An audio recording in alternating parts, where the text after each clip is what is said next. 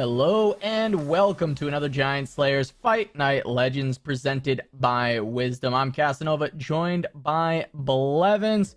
We're getting ready to jump into the action. Blev, how are you feeling today? Feeling great. We've got we got some LOR to play. We've got some the decks are starting to settle down a little bit. I think everyone's sort of getting in the groove, has a couple of tournaments under their belt, and now not as much spice as we maybe had in the last couple of weeks, but there's still definitely some spicy lists out there.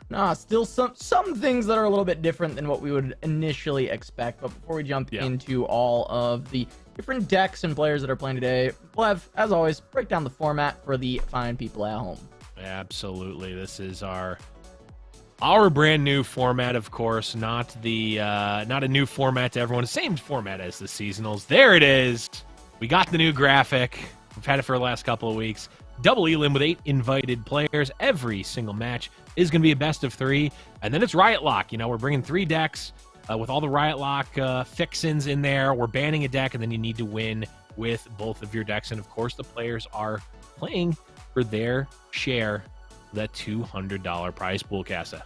Yeah, and I mean, speaking of the players playing for it, let's go ahead and take a look at the bracket and see who we have for this week's edition. Starting off at the top, we got Floppy Mudkip versus Fensora. Then we've got Dudu versus M-Tuck, Beast Llama versus Milk, and Oneric versus Cameron Hanzo. And speaking of that last matchup, Blev, our featured matchup to start things off, Cameron Hanzo versus Oneric. And, Cameron, big proponent of Thralls, and you'd be surprised to hear that he did in fact bring Thralls. Yep, he brought Thralls. Not surprised at all, though kind of, because I have not seen that be played anywhere. But if I was going to see it somewhere, it would definitely be in the hands of Cameron Hanzo. These are actually some of the spiciest decks that we're seeing this week. There, of course, Cameron Hanzo themselves. Favorite deck, Thralls, of course. You got to bring it, right? I mean, if Cameron didn't bring the Thralls deck, we were certainly going to be talking about the fact that that he didn't, but here we are. And it even has a couple of interesting inclusions here, perhaps as a reaction to what the meta has become in the last few days. But we'll take a look at those decks in just a little bit here. The other deck is Anivia, as well as a good old-fashioned Finnar Shellfolk deck. But their opponent, Oneric, is, I believe, I don't know if it's current as we speak right now, but at least in the last couple of days, has been sitting at the top of the America's ladder. I know was rank 1 for some amount of time. Not sure if they still are. Yeah, for the snapshot, they were rank 1. Yeah. And, a lot of Demacia in the lineup. You got Yordle in arms with Demacia and Akshana Sivir. And then a pretty spicy third deck there. You're going to see the Noxus Bandle City. And normally you would just think that is Tree, as that's kind of been what we've seen out of that region combination. But it's actually Fizz Riven. Yes. With Papercraft Dragon. Some really interesting addition to that. Also, the 3 of Ruined Reckoner. Ruined Reckoner, a card I really enjoyed playing. But the deck that I was playing Ruined Reckoner in was Battering Ram. Like, I was playing it in kind of meme decks to an extent, right? Yeah. It does really well in those decks where you have this one big target that you want to be swinging with and getting value out of multiple swings. And this is a deck looking to kind of set up your Riven or your Fizz to have those kind of big plays. So it's a very interesting deck in general, and I'm looking forward to seeing how it actually plays out in the hands of Oneric, because he's a very, very good pilot. He's been a great pilot for a long time. But to kick things off, let's take a look at Cameron's lineup first, and we'll jump over after the fact. But this is a Forge of Tomorrow with Gnar and Shellfolk this time around, Love. Yeah, with the Glorious Evolution, no less. So somewhere, somehow, Akedo is crying a single tear of joy, knowing that this deck is in the meta somewhere. We'll have to see how it plays out, but I mean, it is very similar to the old list. I mean, basically nothing but removal, cards that interact with Shellfolk, and then now we've got Gnar as sort of the backbone of the deck, and Glorious Evolution.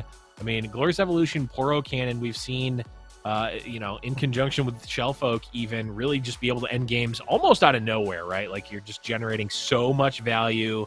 You're playing out basically not only your whole deck, but you know, with the Otterpusses and the tricks, you're playing most of your opponent's deck as well, which is really hilarious. Yeah, it's actually kind of interesting to see Forge of Tomorrow make the cut. Like, it's understandable. Like, we've seen this card be very powerful alongside Glorious Evolution, but really there are just, you know, the Glorious Evolutions and 6-mana Thermo Beams is the only thing that actually hit and break this landmark. So you have to hope that you can have that set up, and chances are, the fact is, it's a 2-of. When you do find it, you're probably going to get use out of it when you play it. Also, you're probably not going to be running on empty in your hand at any time where you're like, oh no, I top decked a Forge of Tomorrow and have nothing else. So it should be a good pickup. It's just always fun to see these like kind of cards that we don't see very often being played in scenarios where it doesn't feel obvious that you would want it in the list. Yeah, I think it's actually I actually really like it in this list because of the reason that you talked about, where it is only proccing off of Glorious Evolution or perhaps Thermo Beam, though I think you're probably going to want to try to avoid that. But you really want that extra spell mana on the turn that you cast Glorious Evolution, so then you can go off, right? This is not a deck that is like necessarily trying to, you know, get that third removal spell out of a turn. So a lot of times you just want the Forge of Tomorrows to sit out. As we can see, there's not a ton of units in the deck anyway, so that landmark taking up a spot, as well as our beautiful Forge Worker that comes out of it, really not a board space issue at the very least. Yeah, I mean, and then the other two decks out of Cameron are both Freljord lists. We talked about Thralls already a little bit, but the other one is going to be Anivia. I don't know, how are you feeling about Anivia's position in this meta? She always kind of is a looming threat, right? In the sense that we see Anivia occasionally pop back up, normally just for short periods of time. The longest stint I felt like we had Anivia outside of like very early Runeterra was Bald Eagle, and that was at the end of the day kind of short-lived because Braum immediately got like reverted. Yeah. I think Anivia is actually in a pretty decent spot right now. I think if you're not expecting a ton of Bandletree in the meta that you're going into, it's actually a pretty decent control choice. It feels very Darkness-esque in a lot of ways, where it's a control deck for sure, but it's kind of attacking at a different angle. It's got some cute combos and really interesting interactions that, you know, if you're an OG and have been playing around a lot, yeah, you've probably played against Anivia. But if you're, you know, a new buck on the competitive Runeterra scene, you may actually have never played against Anivia, because like you said, very short-lived a lot of the time. I know we've seen What Am I pick up Anivia here and there, and, you know, finding the right time for it, and it feels pretty decent right now with all these you know, Yordle and Fae and just Bandle City unit-based decks that are coming around. This sort of control lineup, or this control list, is quite good. But we move on to the signature here. It's the Thralls, Casa. Yeah, and I just wanted to note that Anivia, it was cut off in that picture there, so sorry about that. But there are 2 copies of Ruination, so don't worry. It probably looked really weird to look at an Anivia list and be like, no Ruination? But yeah, it's there. There are 2 copies, but we're going over to Lysandra and Talia. This is, of course, the Thralls list. This is the signature for Cameron Hanzo. Not a ton that you would not expect, but you were talking about some interesting cards. I think Buried in Ice is one of the big ones. Yeah, Buried in Ice is one that we've seen. We actually saw it in the, I believe it was 4LW Timelines deck, and it's like, okay, it's cute with the 8-drop. You basically wipe your opponent's board for like 8 billion mana. But I mean, it is a very good card if you can get into these board stalls, and then all of a sudden you go, okay, I'm going to wipe your whole board. It's only for 2 turns, but guess what? I'm going to kill you in one of those 2 turns. Yeah, I mean, it is very important. We've seen the other way that it's used with the 4LW version was to get rid of everything with it that stares, and the combination, it was, of course, as you said, pretty cute combo, but it just doesn't really end up being as impactful of a card a lot of the time, and a lot of people don't feel super good about that card because it is just a stall instead of an actual removal. However, that might be enough, as you said, for Thralls, because, well, if you stall the board, maybe the Thralls just pop out and kill you in 1 turn. Yep. It's I mean, it definitely can be very strong. I mean, it is the type of thing that is less good in the in the open deck list format, but it is certainly, I mean, it's nice to have, even if your opponent knows it. It's like, okay, there are some situations where you may be super far behind. You're like, well, I've got 0 outs here, but Buried in Ice kind of gives you that 1 out almost no matter what, right? Like, it can at least buy you time. And if you can go, oh, well, if I top deck Buried in Ice here, it'll give me enough time to do something. That's always, it's nice to have, and it's something that your opponent, you know, they may actually give you an extra turn or two if they're playing around that card, and sometimes that's enough to squeak it out. Yeah, no, Oniric is getting a good aggressive start with this hand, right? We've got both of our champions. We got the Bruiser, Merciless Hunters to try and set things up as well. And actually, this board can go relatively wide with this Vanguard Sergeant as well and set up maybe a big Fort Demacia. And I guess that gives you an opportunity for Buried in Ice to stall out some turns while you rebuild. If that is the thing that we end up seeing. But that's going to be a dead Ukshan trying to slow down these wide boards out of Oniric, as that can be a very terrifying prospect for Thralls in the early game. Is a wide Demacian board, especially if one of those rallies get hit, but also just the Fort Demacia itself is going to be a big problem because Cameron Hanzo's removal is all at slow speed. Absolutely. And yeah, like you said, wide boards, definitely the bane of a reasonable Thralls draw, right? Like 1/8/8 is not going to be able to hold off an entirely full board, especially if they're chunky Demacia units, especially if you have Merciless Hunters to, you know, put the 8/8s where you want them in terms of blocking. So certainly going to be an uphill battle for Cameron unless he can get a Thrall out quickly, which it looks like he absolutely cannot do. There's no acceleration whatsoever. There's just stall right now in the Tavern Keepers. We've got the freeze here, and then if the units stay small on our side, then sure, we can avalanche. But you know, most of what they're putting out is not really easily avalancheable.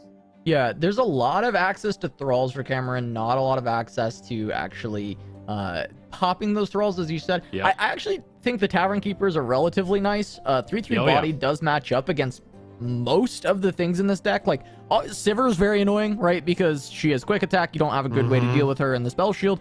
But you look at pretty much everything else, right? There's the Vagabond, there's the Merciless Hunters, even, you know, level 1 Ukshan, which now is going to be level 2 now. He'll be a bit more of a problem, but the Sprite Steel that you see as well, like, they're all kind of matched up by these 3/3 bodies, and so having 3 of them that are also regenerating HP and allowing you to take a little bit more damage, it feels like a pretty solid position for Cameron. However, of course, he would love to have a little bit more acceleration, but he did just pick up that Imagine Possibilities, and that's going to certainly speed things up a little bit. Yeah, the disappointing part, like you said, is, you know, a lot of this board is not going to be doing much against, or Avalanche is not doing a lot against this board, especially with the 4 Demacia, is now we're just, taking 12 here, and there's not really anything. I guess Cameron can play another Tavern Keeper if he so pleases, but there's just not a ton to be done here. Yeah, you just freeze the biggest one, right? Sure. And take 6. Yeah, it's fine. And you still get a follow-up Keeper. It's not good, right? But it's not the worst. It certainly could be a lot worse than what that was. And he's getting very close. Like, one of these Thralls is popping next turn if he plays Imagined. And actually, Time in a Bottle is a really big pickup as well, because that's going to get another one very close off of this Imagined Possibilities. Yeah, and just, you know, having watched Cameron play for so long and heard their commentary on other streams, Cameron is very mindful of what turn the Thralls are popping at and lining them up and making it so that, you know, he's not stuck with an 8/8 and then 2 turns of there being no 8/8, that Thrall not getting a lot of value, and then having another 8/8 pop out. It's much more, okay, you want to overload on the 8/8s as soon as possible so that you can have multiple 8/8s in play, really put the pressure on your opponent rather than staggering them and have them be, you know, pretty much ineffective. Yeah, and he's about to have 2 of them at essentially the same time with the Imagined Possibilities, but the rough part is this attack token for Oniric and the very wide board with only a single blocker and a single freeze available to Cameron. Now, he can pop one of these Thralls immediately, right? He can pop it, get the 8/8 for defense, but as you said, that does take away from the ability to overwhelm with a large board of 8/8s all at once, and especially with the possibility of that single 8/8 just dying to a combat trick if you're trying to block a larger unit. Yeah, especially since Sivir is already leveled up. You've got Spell Shield and Quick Attack on the attack. And this is looking really bad for Cameron Hanzo here. Hilariously, Buried in Ice would be a phenomenal pickup in this spot if he had been able to play it. Yeah, it would have been pretty good. And Sivir would still be around, right? I think. Right, I'm pretty sure it just pops the Spell Shield, but being at 16, you're like, that's fine, right? Like, I just stopped That's all true. this other attacking from coming in. But we do see what we were talking about, right? Cameron does get the 1/8/8 out just to defend, blocks the Sivir, trying to block all the biggest damage, but this can just be combat tricks being played.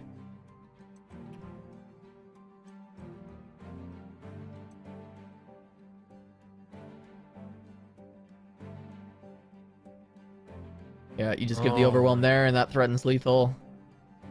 Exactly, and that's just going to be too much because of the spell shield from the Sivir. Cameron can't actually break through there.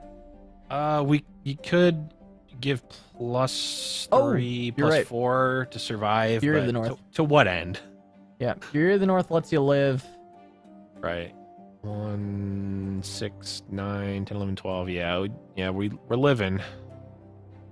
But again, to what end? I mean, I guess you play it out because as of right now, you're killing Sivir, and that's true. That is true. You're keeping an 8/2 Thrall alive, but we know there is this sharp sight that can just be used to keep the Sivir alive, keep this lead for Oneric, and means you're going to be on 1 Thrall and a 4 countdown Thrall with opponent at 14. I'm not sure that you actually find any opportunity to actually win from this position.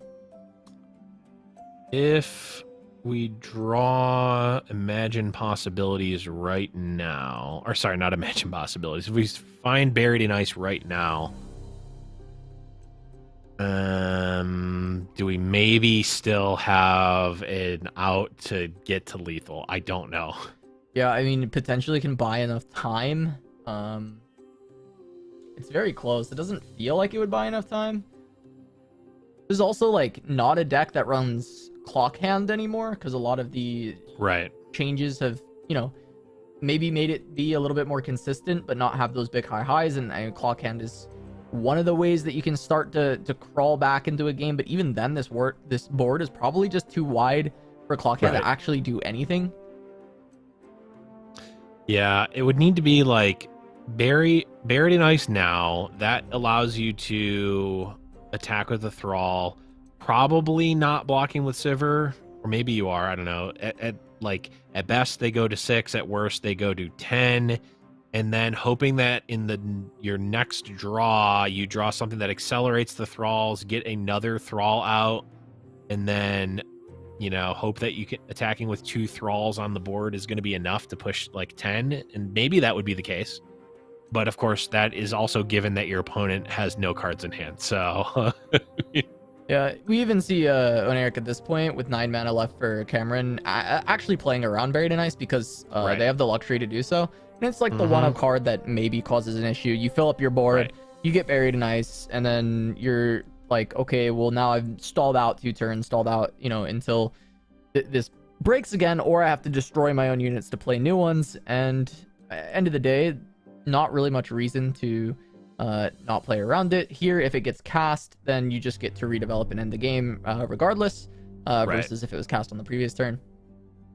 He's just playing really well, playing really clean, and as much as this game is over, it was over on the last turn with the way that he played those buffs out. It's just continuing to make sure that you play this clean and ensure that Cameron has no possible way to come back in. Absolutely. I mean, threatening just enough for lethal, and then, could potentially have just pushed 2 extra damage. That doesn't really do anything, but, sometimes you get zoned in. You go, oh, I need to push this extra damage. I need to put my opponent lower, but instead obviously takes the 2 to kill the Thrall. Because if there were 2 Thralls in play for Cameron Hanzo, then all of a sudden it starts to get scary, right? Like 2 Thralls hitting actually kills an Eric here. So, I mean, very, like you said, very clean play.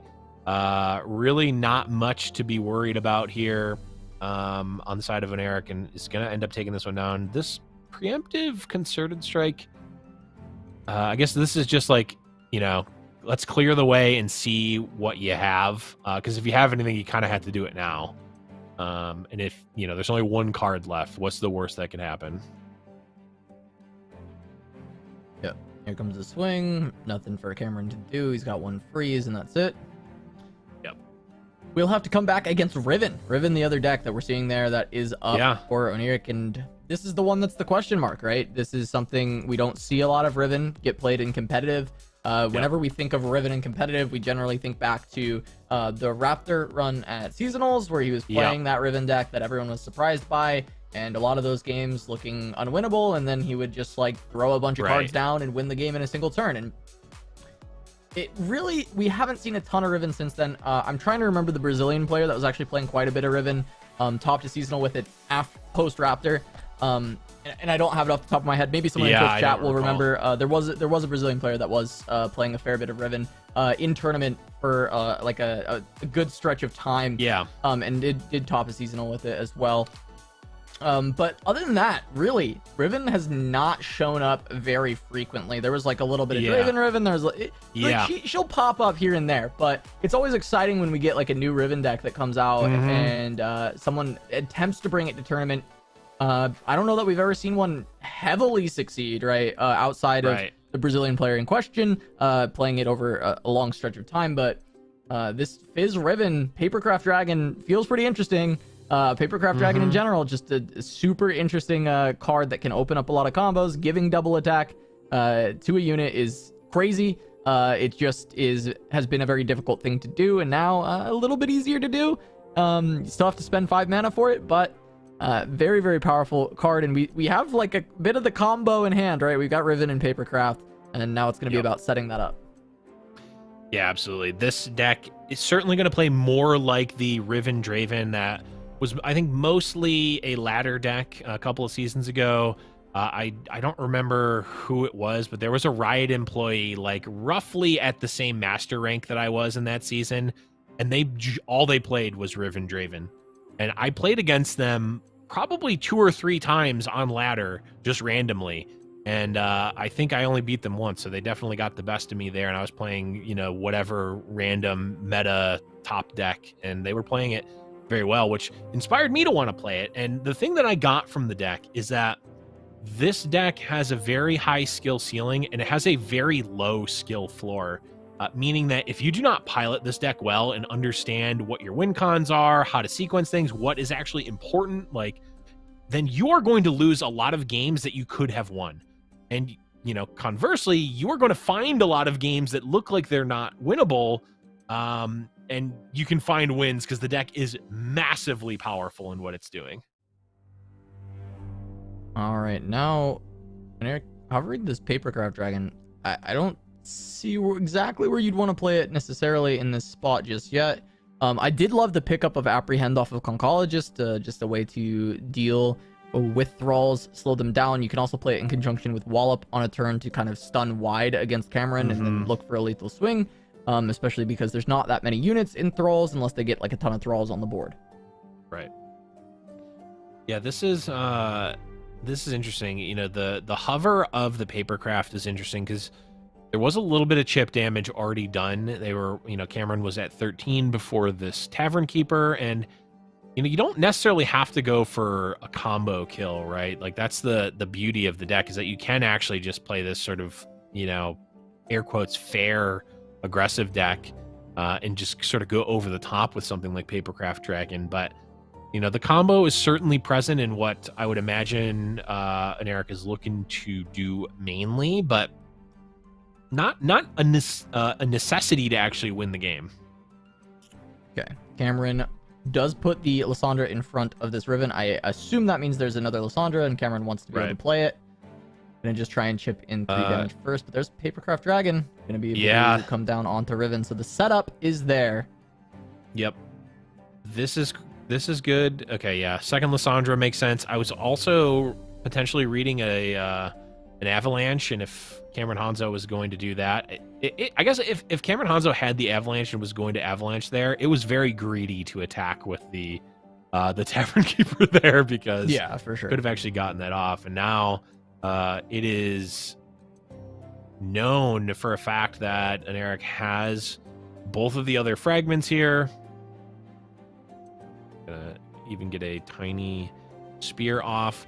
Notably want the tiny spear first, so that the tiny spear is not getting the the Riven bonus here. Doesn't necessarily want that to be the bonus that's doubled. Wants it to be the might if possible. Yeah, and I mean, if Cameron doesn't have a freeze, this is just a ton of damage coming in. Not quite lethal yet. There are additional buffs for Oniric, but you wouldn't want to commit those with 9 mana for Cameron. So Cameron can either decide to freeze this now and, prevent 14 damage from his face, or you let this go through because you're not dead yet and you hold it for another time. Honestly, that is one of the strongest tools against these Riven decks, is the skip pass or skip block button. Or not the skip block button, but the, I will take this damage. Though, but Eric still had another chance. Could have actually opened with a wallop there.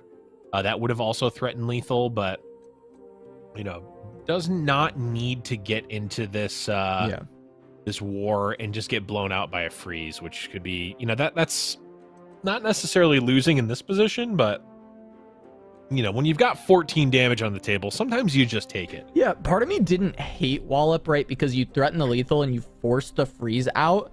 And if they freeze, like, you're not actually at risk at all of losing your Riven. So I didn't hate it, but I think we're seeing one of the big reasons why the wallops were kept is because you need to be able to react to open attacks from thralls. And the apprehend, while good, and it can stop and punish any development that Cameron decides to do, you can't actually stop the open attacks, and you might need both of these wallops in order to survive that.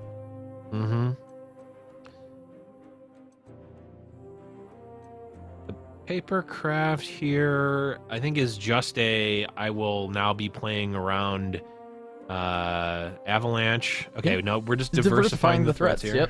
Sure. You have the Blade of the Exile, and you can make this just as threatening as the Riven. Yeah. Notably, and it's the Papercraft Dragon's a new card. You cannot attach more than 1 unit at a time. So you technically could have attached that Papercraft to the Riven, but it would have just bounced the other Papercraft back in hand, effectively doing nothing. But just a note, if you're looking to play this deck on your own and you haven't played a lot with attach yet, think before you try to attach a second unit, because it's not really what you're looking to do. All right. Now, I mean, you can just threaten an insane amount of damage. There are blocks that can be presented, but currently, I think you're still dead with most of the blocks. And so Oniric is just considering, like, okay, I'm going to get frozen to some extent. Right. Is it worth playing any of these blades before we swing, or am I just looking for wallops or might as the potential play? Because I'm already, threatening 36 points of damage. Yeah, the only real consideration was, do I want to give one of these +2/+0? Yeah. I think it's certainly not on the Riven, because you want that double bonus to go on to might here, effectively putting her at 6 power even through the first freeze. Ends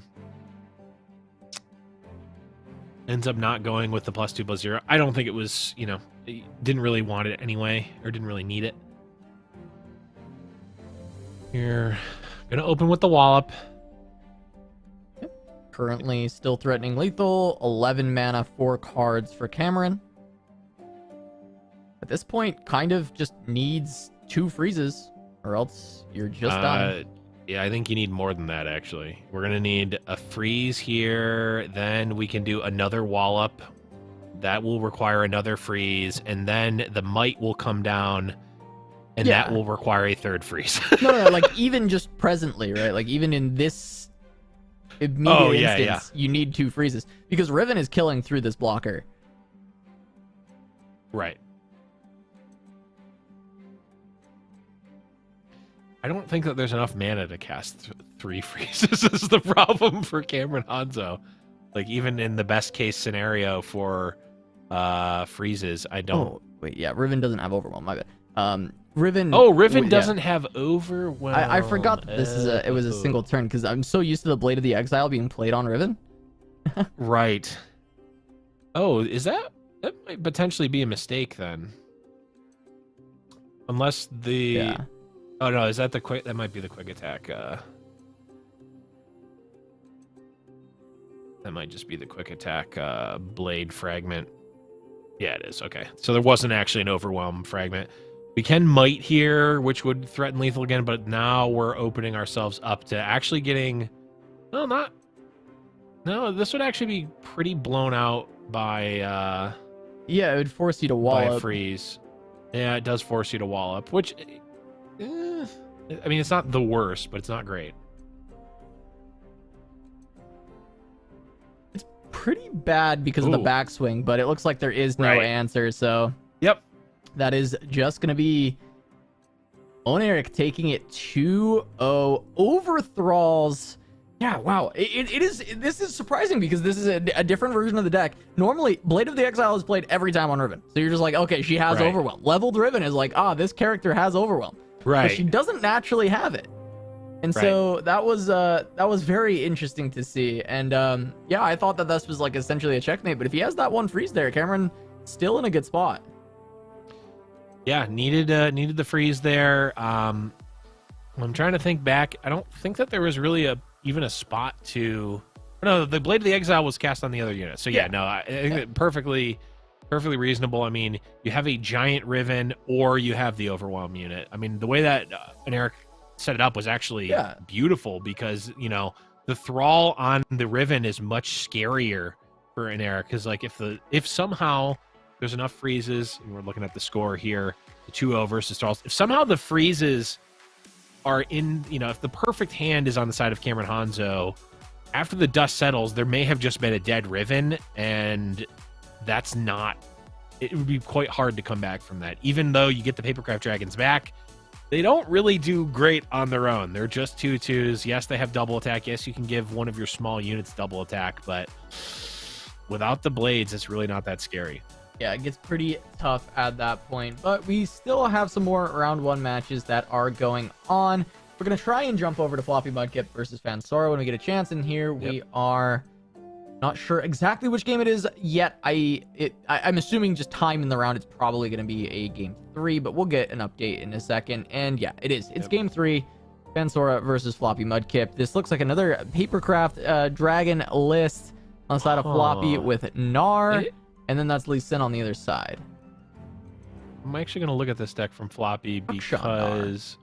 Oh, okay. So this is the What Am I... Although, again, I don't know if What Am I... Actually, What Am I is in chat, so they can confirm whether or not they created this deck or if they just used it, popularized it when they hit Masters early in the season. But this is the Admiral Aknar deck. You know, Akshan Nar, Admiral Aknar. Yeah, It's a trap. Anybody? Okay. Yeah, a couple people probably got it. Just a few, maybe. Chat, type 1 if you got that joke, and then also give a clap to What Am I if you got the joke, because they're the one that came up with it. But this is a very, very powerful deck. Not really the same sort of combo focus that the other the Riven deck is, but still has the same sort of power from the Papercraft Dragon. This, of course, using the Shurima cards. It's using our good friend Ruin Runner who already has Overwhelm and Spell Shield, and says, you know what, I don't need to cast all these fragments. I'm just going to already have the stats. I'm going to already have the Overwhelm. And by the way, I have a protection and Spell Shield just built in.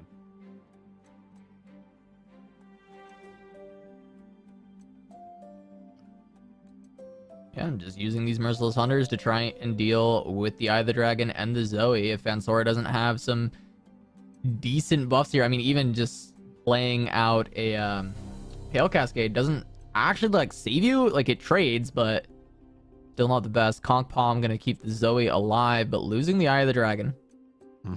And you still have these two fearsome threats. I mean, a Papercraft Dragon 6/4 fearsome with double attack.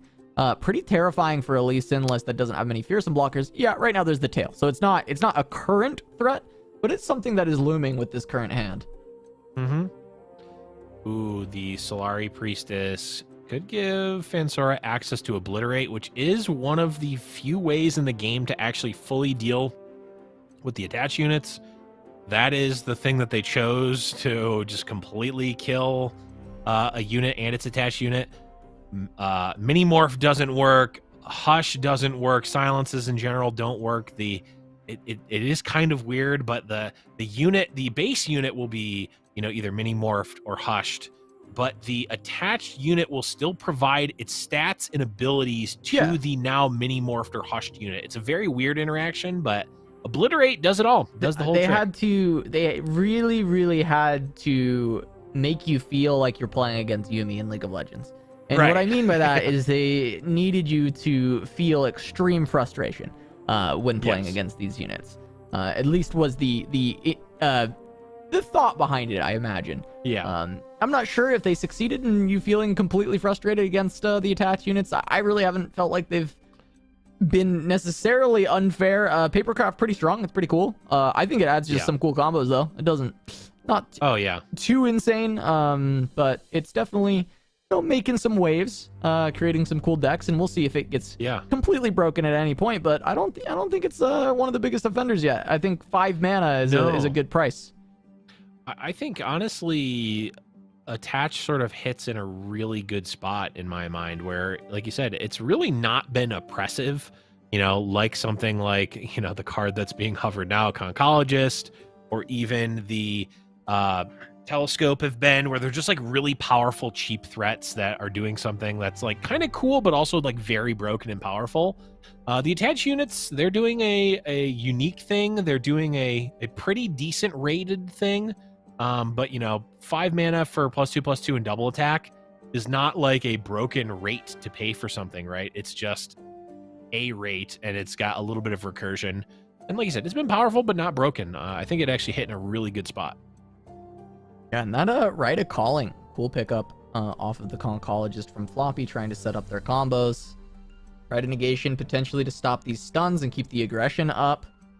This would definitely be a big hit to Fansora, not having the stun on 2 of the units. This go wide being pretty terrifying. Yeah, the go wide being terrifying. Also, really, I think wanting to threaten the Zoe here with a unit that, well, I guess 1 health versus 2 doesn't really make a huge difference against Lee Sin, but really wanting to at least threaten the Zoe here.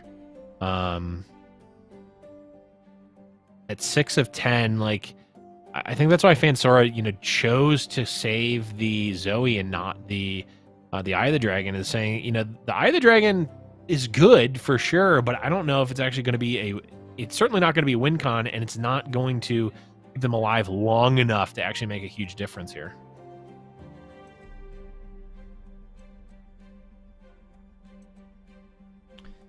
Yeah, able to continue to keep the Zoe alive, though. Getting very close to the level up. Maybe the level up with some lifesteal can get Fansora back into it, but right now this is a pretty scary spot to be in as the Lee Sin list, right? The Meganar has been popped. Floppy's going to be able to actually give Meganar a double attack if he wants, going into the next attacking phase. And we've seen 2 stuns already, so Fansora having access to another one, maybe not possible. Right. Yeah, you're absolutely right. And let me see.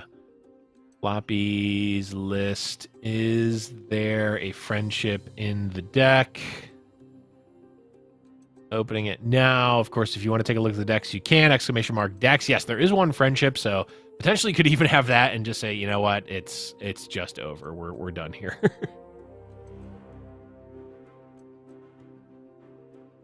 Okay, Guiding Touch. We're getting close. I mean, this also is a scenario that we don't always see, because a lot of times the Zoe level up is good enough, but it also may be a situation of Fansora putting too many eggs into the Zoe basket and it not actually mattering, right? Like this board, like pretend Zoe's leveled up right now. Does it make Fansora's situation look any better than it is right now? I don't think so. And Floppy just gonna go for the open. Yeah. Threatening exactly lethal right now. Gonna maybe just put one more damage on the board, at least considering it. I mean, 10 versus 11, maybe not a huge difference, if any difference against Lee Sin in particular. It is a slight difference in that with Pokey Stick, you now beat one Guiding Touch. Good point. Yep. That is, hey, that's fair enough. That's enough to do it. Yep. Guiding Touch would put you at 1, and then, of course, there is a face-up Pokey Stick in hand. Yeah, this is... This? The same? No. No, it is the same. Pulling with Gnar or pulling with the 2-1 is the same. I guess the third stun is more devastating if you pull with the Gnar, because then also the 3-2 still lives, so I think I like this better. Yeah. And we'll see if the third stun is there. Gifts, just to try and get more ticks for Zoe, but that doesn't keep you alive right now. Nope, does nothing right now. Tail Cascade, though, now you draw. Yep, and we're 1 away. Off the top. Wow. Oh, the third stun off the top. Third concussive palm, but Zoe does go down. So this is important for Floppy. Yes. No level up on the Zoe. Yes, there are blockers available. There's still a lot of mana, though. If a Lee Sin starts to come out, this can get a little bit dicey, but there is a wallop at the very least. Get the stun, stop another turn. Yep. And the board is still wide. I mean, Floppy's still in a fantastic position, but third stun, keeping Fansora alive. Okay, hit skip there. None of those options looked too good. Now, I'm wondering, this could be a tell, because I have to imagine that if Fansora could have leveled Zoe, you go for it, right? I feel like you have to at 9 of 10, which makes me think that there just wasn't another spell that was castable, which does lower the range of what could be in Fansora's hand right now. There's the Lee. Okay, there's Lee.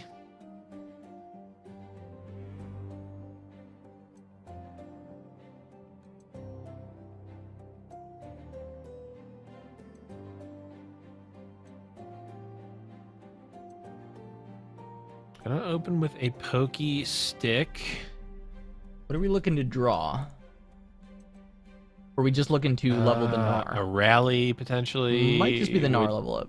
No, there's no rally in the deck, because it's not a Demacia deck.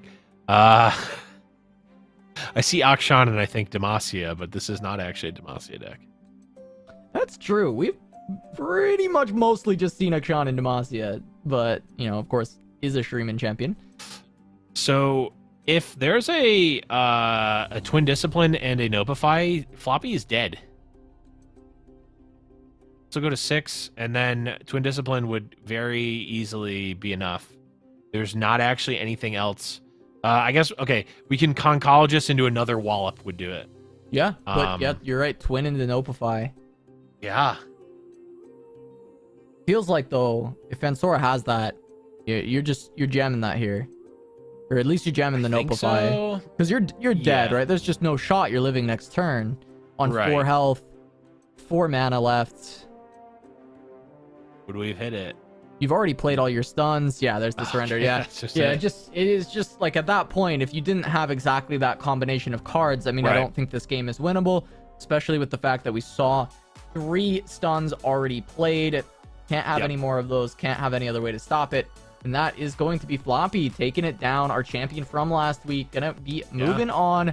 Winner's side. Beating Lee Sin twice in a row. Blevins, this deck is terrible. I don't know why anyone brings it to any tournament. I mean, it hasn't been doing well recently. I gotta say, you know, we're not in a mini morph meta, which maybe was the thought process behind Lee Sin sort of creeping back up, but we're in a Wallop meta for sure, and an actual factual main deck Wallop on top of Gnar also being, you know, in a majority of lineups that you're going to be seeing. We're playing 5 Wallops in every lineup. Well, okay, not in every lineup, but many decks are actually there's doing only that, 4 in that deck anyway. There's the 3 Gnar and 2 Wallops, so. Right. Yeah. But even so, it's still quite good. it's a good card. It's a good card, and it's seeing, you know, a pretty reasonable amount of play. And, you know, as much as, you know, I talked trash on Lee Sin, it wasn't Floppy's lineup last week. He did go like 1-4 with it though, but, you know, still, hey, did win a tournament. We'll see if the Lee Sins can maybe turn it around, prove me wrong, or if they're just gonna keep on losing as they have been. But round 2 is gonna be coming up soon. We just finished round 1. Don't go anywhere. Fight Night Legends returns after this.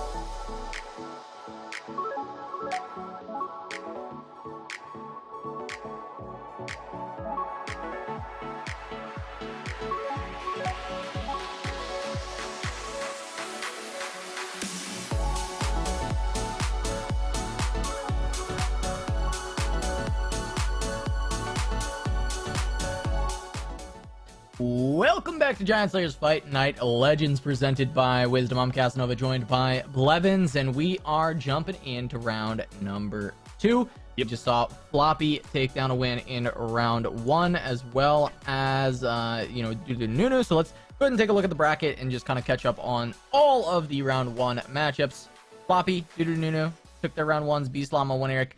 Anything unexpected here, Blev? I mean, I know Fight Night, it's always like anybody can win. Kind of thing. Yeah, I mean, I don't know if I would call expected or unexpected, but I will say Beastlama and Floppy are... Beastlama won 2 weeks ago, Floppy won last week, and they were in the finals last week, so I guess if we're just going by seeds, like, it would be unexpected for them to lose, but not really, right? Like you said, it's anyone can win a Fight Night at any given time, just given the the high caliber of player that we are inviting into Fight Night. But actually, speaking of invites to Fight Night, Casa, we have the sign up sheet up. For the first time ever, we have the LoR sign up sheet. I believe it's !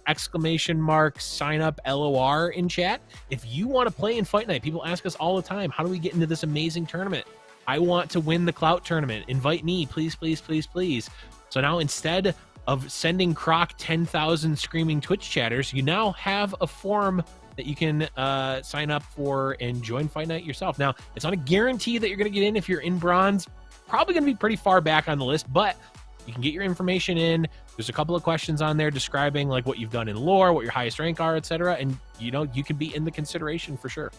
Yeah, we've never been secretive about our criteria, but at the end of the day, we can't keep track of every player that plays LOR that is good at the game. So just give us your rank, what you've done in tournaments, anything like that, and that can be awesome. Sometimes even just like accolades from other games can be really good as well, that you can include on there and just be like, hey, I was top ranked in these games and now I'm moving over to LoR and I think I can show some stuff. Sometimes it's really fun for us to throw you into a Fight Night and see how you do. So just let us know. We're just trying to make these events as fun as we can. And continuing the fun, we're gonna jump into our round number 2 in just a second. We're gonna do Floppy versus Nunu. Floppy, he's either the winningest or tied with the winningest. We didn't get that research done just yet. In Fight Night America's history, going up against Nunu, who has been on an absolute tear in Fight Night Brazil's, but also just like all the Brazilian tournaments over the past like 3-4 months. Nunu has been insane. A lot of people who talk about how good Icado has been in the Americas when he busted onto the scene. It's basically been Nunu being the mirror of that in Brazil, being crazy in tournaments. So let's take a look at Nunu's lineup, talk a little bit about what he's brought today, starting with the Tristana list. Yeah, absolutely. We've got the Tristana list here. Teemo, Tristana, and Gnar. This is actually a deck. I'm trying to determine if this is card for card. It might be card for card, the Yordle and Arms deck that an Eric was using either on ladder or potentially just in this event. I don't have both of them up right now, but this is a very, very strong deck. It sort of broke out into the scene very kind of out of nowhere. I mean, Tristana was a meme before this newest set came out, and now Tristana, these Tristana pile decks have really been bolstered, by the Grandfather Fae, even the Blast Cone Seedling, and the Gleaming Lantern, as well as the Fae Sprout, really just opening up all these extra playable options that pump Tristana. And oh, by the way, she levels up in the deck, and sometimes you just have a bunch of Grandfather Faes and Hungry Owlcats, and Tristana's a 13-4 with impact, 9, and you've got a whole board with a bunch of impact, and you don't even care if your units hit. Yeah, well, I'll tell you right now, it's not exactly the same as an Eric, but it is damn close. An Eric's not running the Petricite Broadwings. The numbers are a little different on their Fae Sprouts and Blast Cone Seedlings instead. But really, that's about it. That's like the big change between the two players is just different numbers on Blast Cone Seedling and Fae Sprout, and instead Nunu wanted these Petricite Broadwings. But very, very similar other than that. And I mean, Tristana seeing play the newest Yordle from this recent expansion. Excited to see some more play out of this champion, as we really just have not seen very much of it until as of late. Yeah, and she's, I think, really strong right now. I think just even just Grandfather Faye on its own, I think really pushed her over the top in terms of playability and just power. I mean, she's actually, you know, unironically just as, if not more strong than Gnar in this deck, which is kind of crazy to think. But let's take a look at the second deck for Dudu de Nunu. Unfortunately, no Nunu in LOR yet. Maybe someday. We've got our good old-fashioned scouts. It has been bolstered a bit. I think the lists have sort of settled in the last couple of weeks where we're with scouts. We originally saw just 0 new cards. Then we saw, I think there was some Shield of Durans in some lists, but now it's, you know, Duran Sculptor, I think, is a pretty common, and, you know, it is pretty much in all the lists. Very solid card, giving your units an extra health when you play them. And then Petricite Broadwing, just a Demacia staple in general. I definitely liked Shield of Duran quite a bit, but Same. I understand the Duran Sculptor kind of, it somewhat takes the place. It's not entirely like a 1-to-1, but it is kind of taking the same card slot. Whereas you're looking to play, you know, turn 2 Duran Sculptor into your turn 3 Misfortune, and you're getting her as a 3/4, which is avoiding a lot more of the like removal that used to target her. So big break point. I get it. Like getting to that 4 health point is sometimes just enough, right? Like you don't actually need the additional HP that you were getting from Shield of Duran, and in doing it this way, you actually get a body on the board that can also just swing for the MF as well. So it does make a lot of sense. It's a cool card for the list. It does, as you said, hit that break point, right? The break points are so important, and they do get changed by that 1 HP that it grants. Yeah, and I mean, I played enough with it to know that you can actually just play like a fair board control unit deck with that. Like all of a sudden, all of your stuff, like, you know, usually you're trading 1 for 1. Now you're trading 2 for 1 with just that 1 extra point of health, and it's actually devastating a lot of the time. Yeah, and we've got Floppy on the Admiral. We got the Akshanar. Admiral Aknar. There you go. It's a trap. It is awkward to say, I will say, but I like to really, I like to really lean into it. Admiral Aknar. Yeah. I also saw people calling it Paper Nario, which I think is also quite a good name. That's a phenomenal name. That name I think rings better, but I do somewhat like the Admirable Aknar like more. I don't know why. Like I would prefer to say Paper Nario every day. Yeah. Every day I'd prefer to call it that, but I'm giving credit to What Am I, because they were the first person I saw running it. I know they hit Masters very early in the season with it.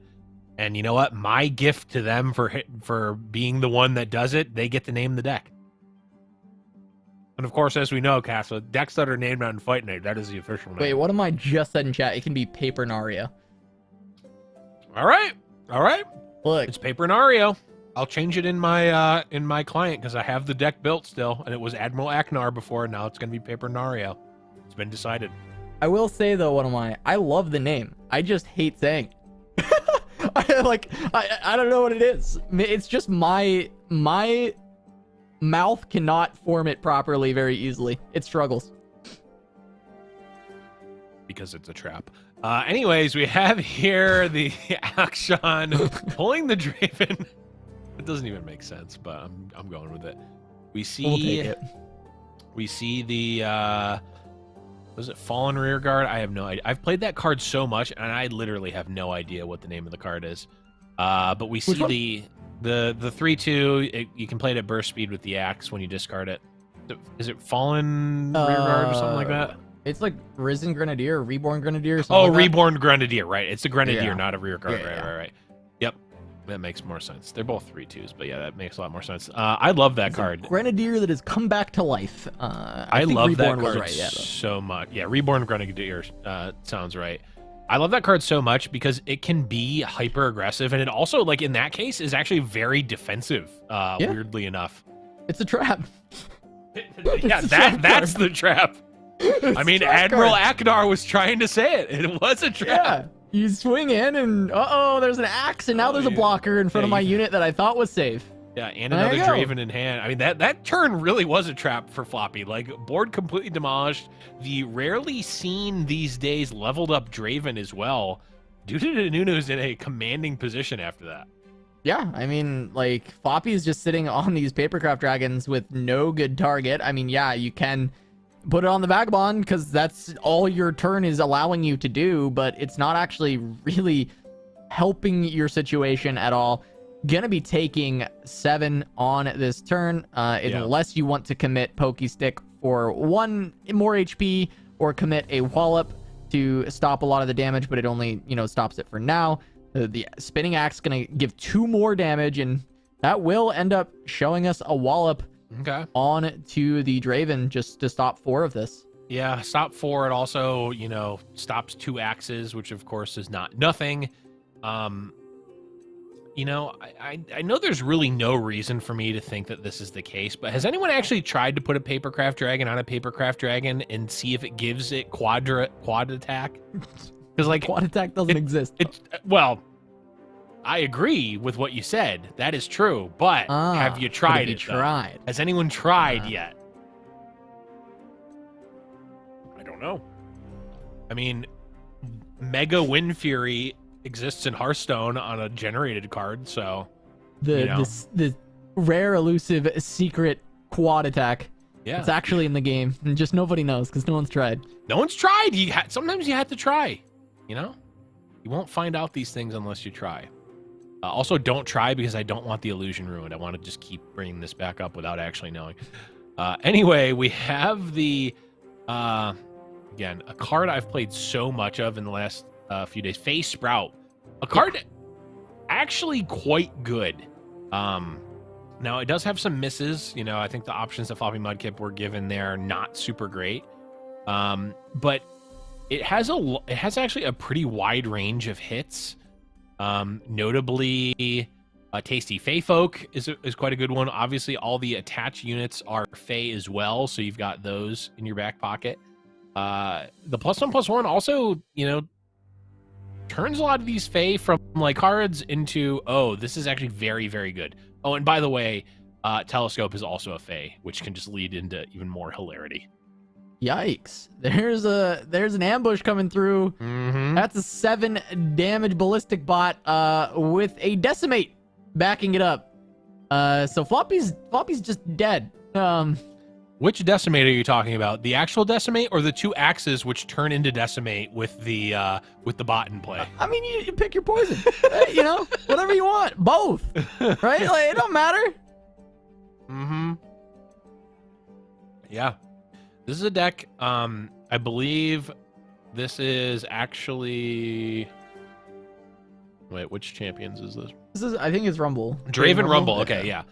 This is a deck we haven't seen in a little bit. I think it was originally built to beat Ari Kennen, and it kind of didn't do that, at least not high-level Ari Kennen players. I don't think it really beat.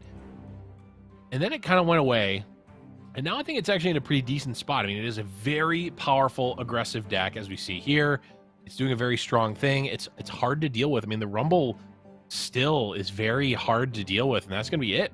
Yeah. This game number 1. I mean, Ambush actually coming in really clutch. Yeah. A lot of people, I don't know if sleep on this card is the right word, because I think, like, the card has struggled in the past, but now that Ari Kennen is kind of gone and there's not as many elusive blocking decks necessarily, the ability to grant that elusive is devastating, especially when you do have these ballistic bots that get really big, but also just with your Rumble being able to set up these plays where you can go over the top with the ambush with that extra damage. And yeah, I mean, very, very powerful setup there from Nunu. Ends up just getting, I mean, like you said, it has a Decimate worth of just spinning axes in hand alongside the real Decimate.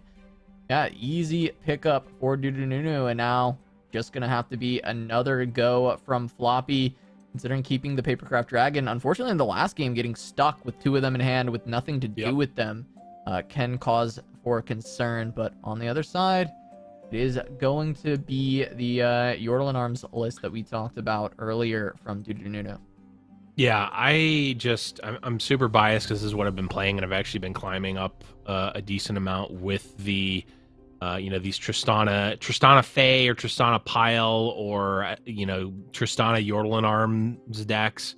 Very, very strong. They've got they've got so much manifest, and yes, you know, manifest very strong in general, but it just gives you so many options, and it also rewards you for knowing what you want to take, right? Like it, or knowing what is important in the matchup, right? So, you know, Phase Sprout, you can save that Phase Sprout as late as you want to be like, oh, I actually need a tasty Fey Folk here, so let me, you know, wait into a situation where I need it, rather than like, you know, firing it off on turn 1 just to see what I get and go from there. You know, same with a lot of the other manifest cards. Like, you can wait, you can get more value out of them, you can, you know, potentially change the game in a way that is very hard for your opponent to play around when, you know, there's a wide range of cards that could be generated from them. Yeah, and Floppy able to get this Gnar leveling up on turn 4. Now, of course, not going to have the attack token on 5, which would have been really nice to have with the level up, but going to have to wait until turn 6 in order to actually get that swing in with the Gnar. Blastcone Seedling is just going to prevent any attack from coming in, though, on this turn with that barrier.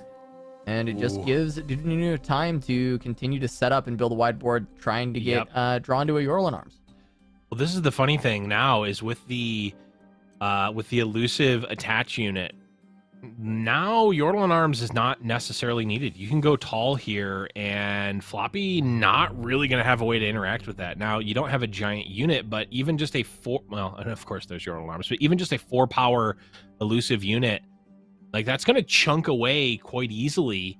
And, you know, with a rally we woven in there, could actually take out Floppy very quickly, especially if it is on that unit right there. Again, card I've played a decent amount with, still no idea what the name of the card is. Assistant Librarian. I'm Yes. trying to remember the actual functionality of this. Can you walk us through it? Yes, it's got faded randomly, no idea why.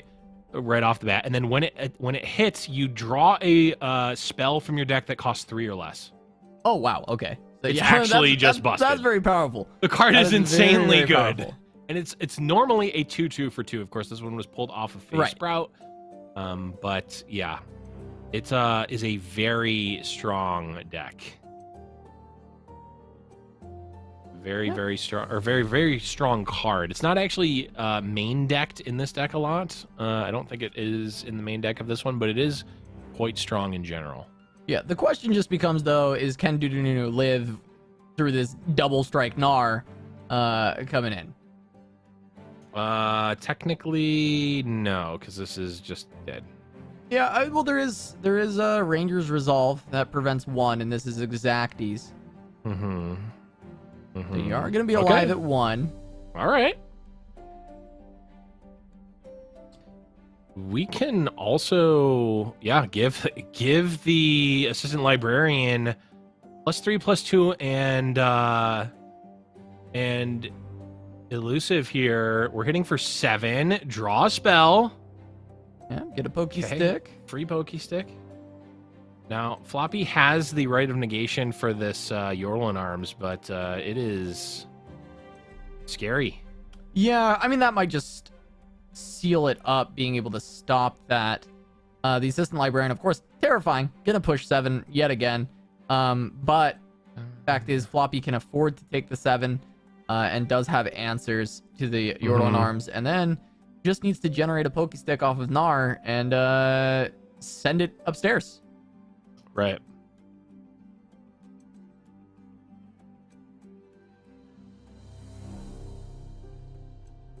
Unless Floppy somehow, some way, just spends too much mana and does not have right of negation up. Now, that's literally not possible with 1 card, which would mean that Dudunu would have to, Floppy would have to spend a card, Dudunu would have to pass. And then Floppy, to which Floppy would want to say, Floppy Mudkip of all would people have to not. Yeah. Would Mhm. not take the pass, Yeah. which is just like, I can't think of anything. Look, Blevins, you have said some crazy shit on this broadcast. That might be the most insane thing you've ever said. No, I'm not suggesting that it would happen. I'm saying that that is what Dudunu would have to have happen.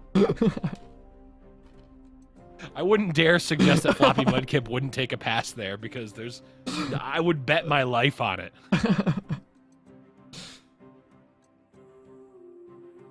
Gleaming Lantern, another card. I mean, the Fae tag, it just low-key has so much value, which is just, it's fun. It's fun. Yeah, I've been enjoying the new decks overall. I think there's been a lot of cool stuff. This is interesting. I think there actually was a way to survive there if because you had a 1 health unit, you can block the Gnar and then pokey stick it, and you don't and then Gnar won't generate the pokey stick. Oh, right? Floppy gave vulnerable to the 7/6, the librarian. So he was just gonna pull the librarian with Gnar. Right. But like, wait, did it? Yeah. Yeah, you gave vulnerable to it with the Merciless Hunter, I'm pretty sure. Oh, right, with the Merciless Hunter. Yep. You're right.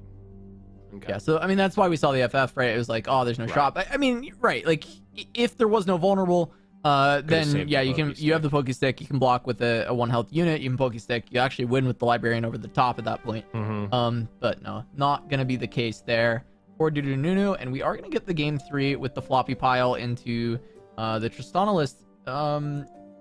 And floppy pile being piloted by Floppy, I mean, you would hope that this is the opportunity for it to pop off. We saw 4LW have a little bit of trouble with this list. Was that last week or 2 weeks? I think it was last week. Yeah. And that's, 4LW, one of the best players in the game, having a little issue making Floppy Pile work in the current meta. This has been a very good deck for some time, but Floppy having a pretty good setup. Both champions has the Flash of Brilliance, in a very, very solid position. Yeah, I will say, though, the Gleaming Lanterns are also quite strong as well. They do stack kind of in the way that you want them to, where if you play one, your next thing will still be reduced, including another Gleaming Lantern. So if you play Gleaming Lantern for 3, the next one will cost 1, and then when you play that one, the next Fae will cost 2 less as well. So it does stack the way you want it to. At least on the turn that you play them. I actually, weirdly enough, don't know how they stack when they're both in play at the start of turn. I don't think I've ever had that happen, weirdly enough. And I played this deck a decent amount. Maybe I just haven't noticed what it does. I would imagine that it is just the first Fae you play that turn is reduced by 2, like they would both be activated at the same time, but I have not seen the interaction, so we might find out next turn if Dudununu has both on the board. Yeah.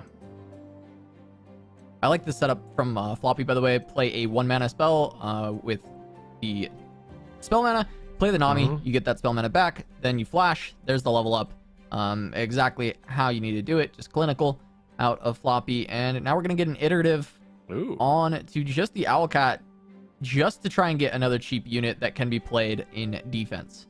Yeah. Also, a Shock Blast generated from the spell there. Quite relevant. I mean, a very strong card in general. I mean, you could theoretically take out both of the lanterns here. Yeah. Flash of Brilliance finding Shock Blast is huge. It is just getting some level of removal into this wide board is massive. And as you mentioned, the Gleaming Lanterns both being 3 health, that's going to be a perfect target for the Shock Blast. But of course, we do see the Ranger's Guile. Or Ranger's Resolve. Ranger's Guile is a 1-mana magic card. I don't know why that was the card that I've never said that on broadcast before yet. Now I'm randomly thinking of a card that came out 12 years ago. Look, sometimes you just live in the past. It just happens. Not even like a particularly powerful card. Like it didn't really see very much play. It's just like a limited card. Gave +1/+1 and Hexproof for 1 green mana. Hexproof is basically a spell shield that doesn't go away. Yeah.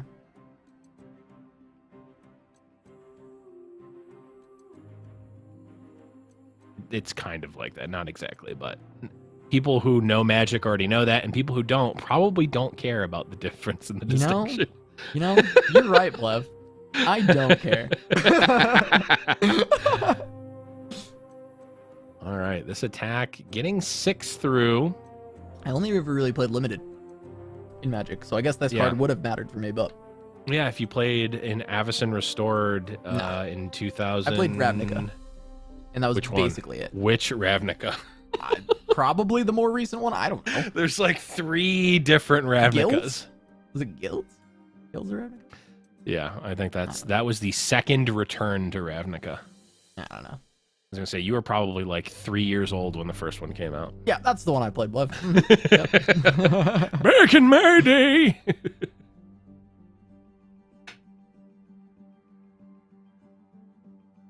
Back in my day, I paid full price for my cards. I don't know what I'm going with that. And anyway, Station Archivist here, looking for a free spell. Mystic's generally okay, but I don't know if we're finding a good place to play it. Right. Stress testing gonna be the grab instead. Looking,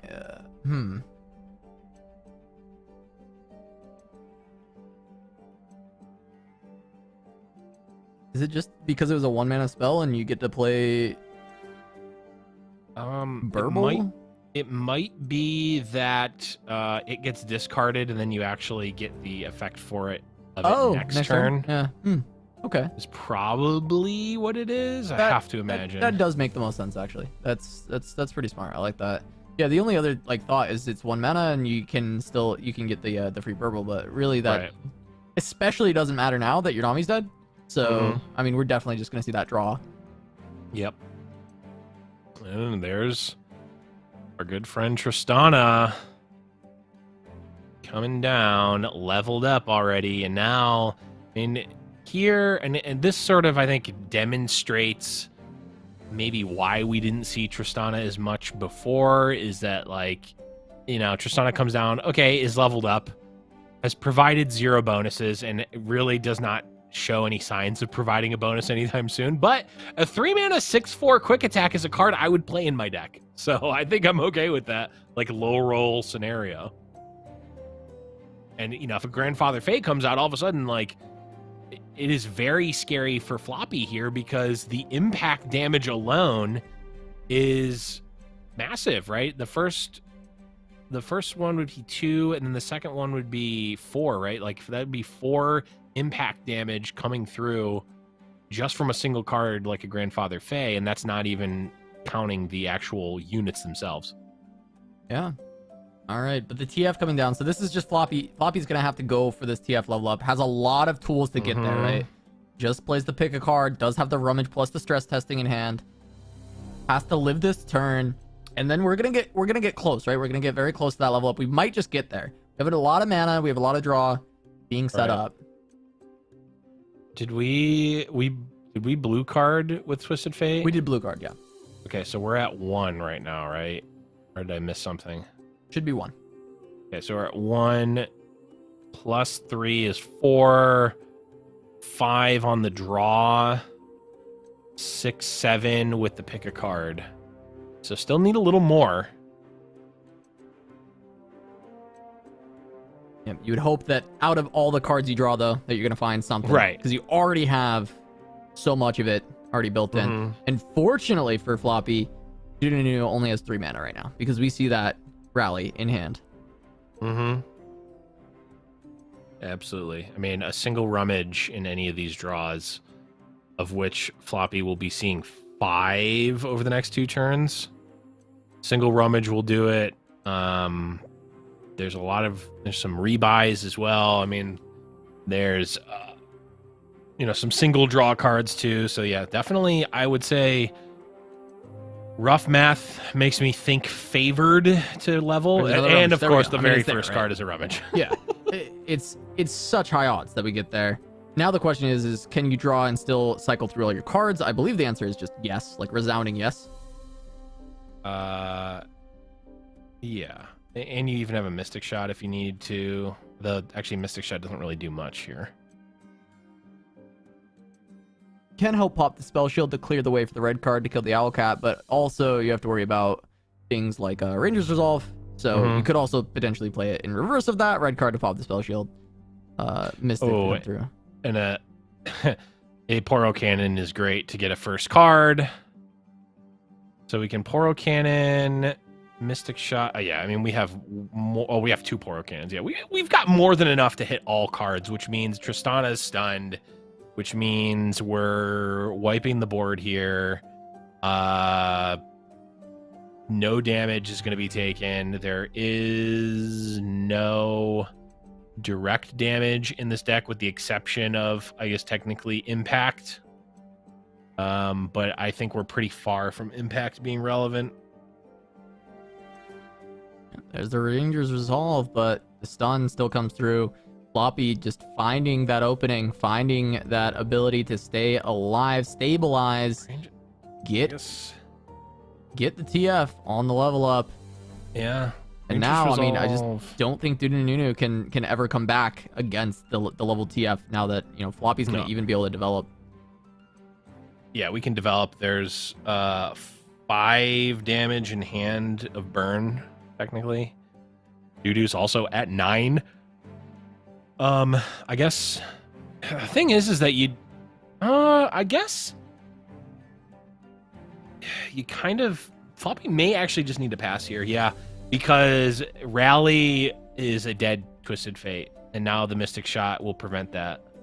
You need a Mystic Shot now, or I guess technically you could get excited, but if you Mystic Shot now, that will make the Petrocyte Broadwing a 0/1, which means it only has 1 attack. It could just death ray. It could just fully kill it here. Although the Ranger's Resolve will come out, and that actually is going to be enough. So that means Twisted Fate's gone. We may still have a game here. Okay, yeah. I mean, this is big, right? You get rid of the TF. Question is can you survive just the follow-up from Nami coming down? Right. Will there be enough spells to actually turn that into a win for Floppy? Yeah. I mean, the good news for Floppy, of course, is that Dudununu is on 0 cards in hand. Yeah, Flash of Brilliance and Nami is pretty good. Really don't need a ton here. But you know, some number of Poro Cannons will do the trick. I mean, this always starts with a telescope, right? You know, getting telescope, right? Yeah.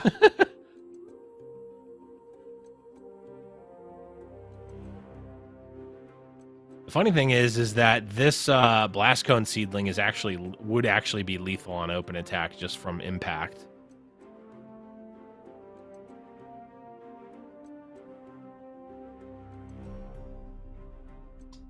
We go Daring Poro. Glorious Evolution, that's funny. This Floppy... I don't know if I... Oh, no, the buff still goes. Yeah, the buff still goes on the Poro. You can just play one more Poro and you have mana for GE. And, I mean, you know, you don't even need the extra Poro. It doesn't actually matter for the damage. So, yeah, I mean, we don't even see him hold for it. He's just going to cast. No possible way for Dudununu to stop this. Yeah. Wow. Just going to be Floppy taking it. Floppy Pile coming through in the hands of Floppy. Going to have him advance to the winner's bracket final. Floppy Mudkip trying to look to basically just settle it, because we're not 100% sure if he has the most wins, but if he does go to 5, I'm confident that is the most. I think someone else has 4, but if he goes to 5, I'm pretty sure it's just Floppy wins this week. Yeah, I would agree with you. I think we can pretty definitively say that we have a new record for sure, and might need to be changing his name to. No, I'm not even going to say the word. Floppy Goat is what I was saying. Is what I was going for. I guess it doesn't actually sound as bad as I thought it did in my head. But Floppy Mudkip, on their way there, takes it down 2-1 versus Dudununu. And again, like, there are no slouches at Fight Night. That is the beauty of Fight Night. I mean, this is literally a matchup that we could have seen, and maybe have seen, and I don't recall necessarily or not, in a seasonal top cut. Like, both of these players have made, I believe, multiple seasonal top cuts each. Yeah, no, I mean, they're all very good players, and gonna be Floppy, though, advancing over Dudununu, and it's gonna be a matchup in the winner's final that we've seen a couple times recently, and we've seen this other player been doing really well in recent Fight Nights. Beast Llama, once again, gonna be in the winner's bracket final, so that's gonna be a fun one to watch. Rematch from last week. In the Grands, where Floppy was able to come out on top. Almost, there was almost the full bracket reset into win again. basically entirely on the back of Lee Sin being a bad deck. And Floppy decided that he wasn't going to bring Lee Sin again, and instead was going to bring good decks. I think I'm just trying to trigger Kever and, like, you know, that whole like I do truly dislike Lee Sin as a tournament deck. I feel like it beats itself way too much, but also part of it is just so fun. Yeah. It's so the thing fun about Kever and Majin and all those players that love Lee Sin is that if you trigger them, that is going to not have them crumble and disregard the deck. It is going to have them double down and improve the deck even more. So really, you're just fueling everyone's nightmares by egging on the Lee Sin players. Well, we'll see if any Lee Sins can actually make it further than, like, bottom 4 in Fight Night this week. You know, soon enough. But for now, we're going to take a break. When we come back, winners bracket final of Fight Night Legends. Don't go anywhere.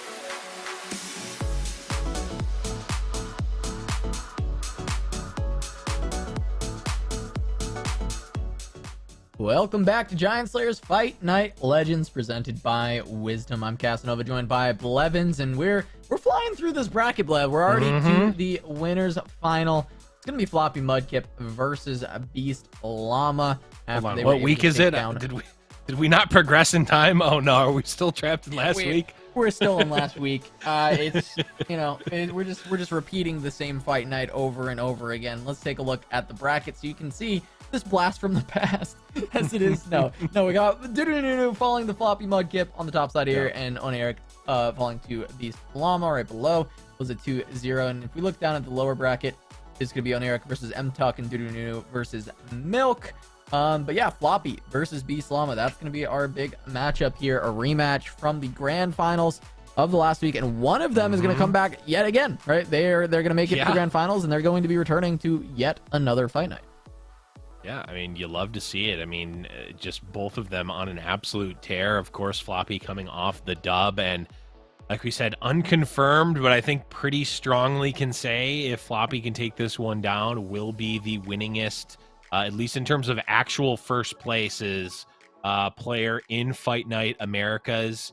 I think we can pretty confidently say that. Maybe even total. I don't actually know. I know Ultraman has like 1 million wins as well. Yeah, I feel like someone in the EU has 6. I don't. I'm not sure.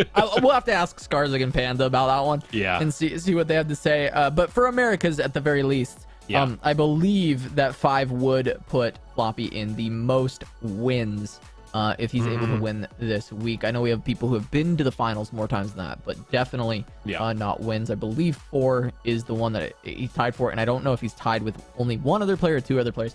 We got to figure out these stats. It's gotten to the point where there's just too many fight nights that have happened, and we really need them written down somewhere. My poor little brain cannot just keep them all. We don't know all 55 previous fight nights, Casa. Come on. Nope.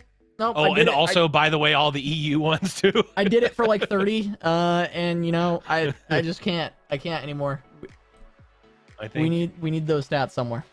I knew the first 4 because I think 3 of the 4 at least were Winding God. So after that, we peaked back then. I think. Yeah, you're like, dang, are we just going to be handing Winding God money every week? Is that just what's going to be this tournament series? I mean, I hope. Eventually he was dethroned, but hey, it happened. Anyways, we got Beast Llama versus Floppy. We've kind of been seeing a good amount of Floppy's list so far, but we haven't had a chance to look at what Beast Llama's playing. So let's go ahead and take a look at Beast Llama's decks, starting off with the Zilean Echo, which they did bring last week as well. Yeah, and they brought it actually the week before too, when it was Hugs and I on the cast. We saw this deck performed quite well. We saw it perform quite well last week. I mean, it is a deck. I don't even know if we can call it tier 2. It's like, it feels like a tier 1.5 deck where it's like just on the fringe. I think you can definitely play it to success, and obviously we've seen it have success here in Beast Llama's lineup. I will note here, this is a card we did not see last week, or at least I don't remember seeing it. That Golden Ambassador. We're running a little risky, I think, with that card in the deck.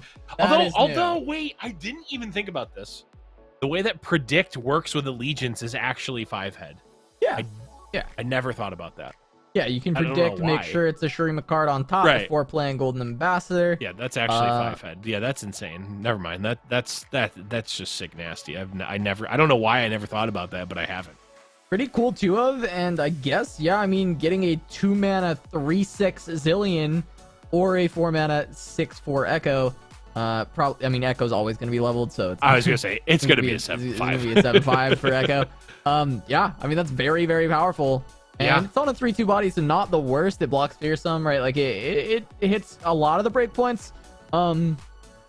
Yeah, I like it. It's a 2 of, so not too crazy. It's gonna be really cool to see if this card actually specifically pops off.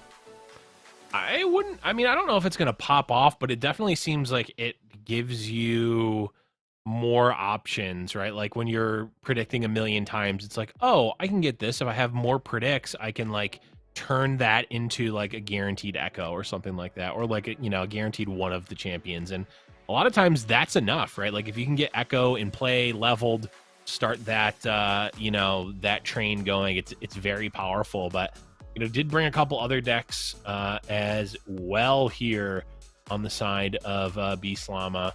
The Akshan Nar, I mean, Admiral Aknar, Paper Naria, whatever you'd like to call it, it is here as well on the side of Beast Llama. Very powerful deck that we're seeing in this one.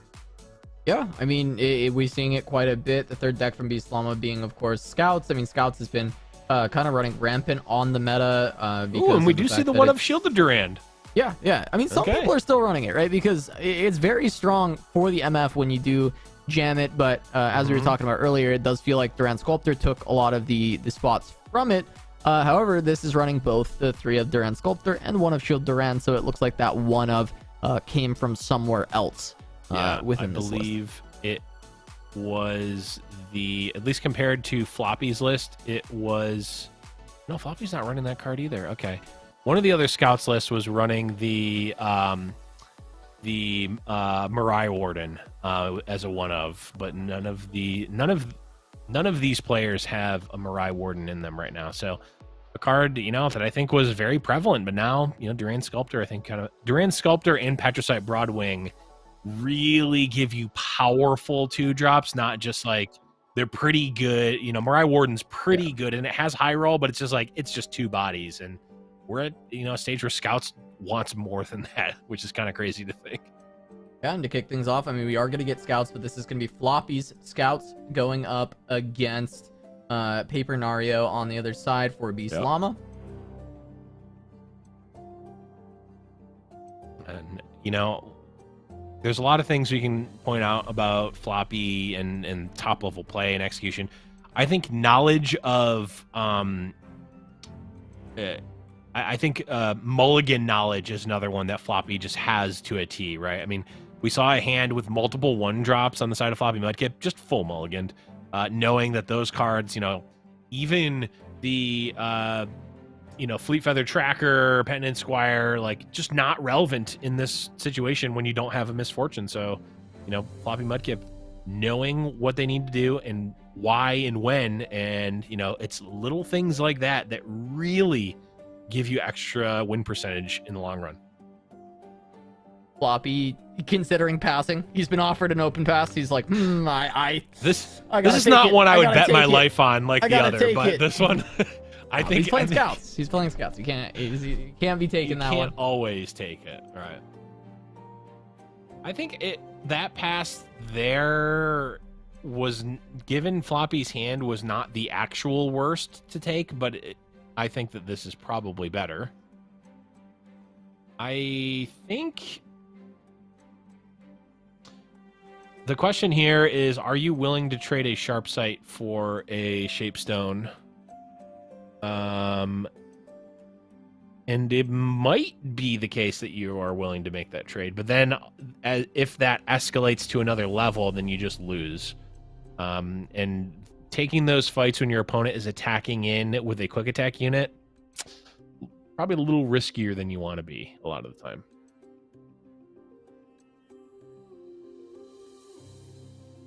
There's the Concologist. We'll see what the grab is. I'm gonna be honest. I don't know what that is.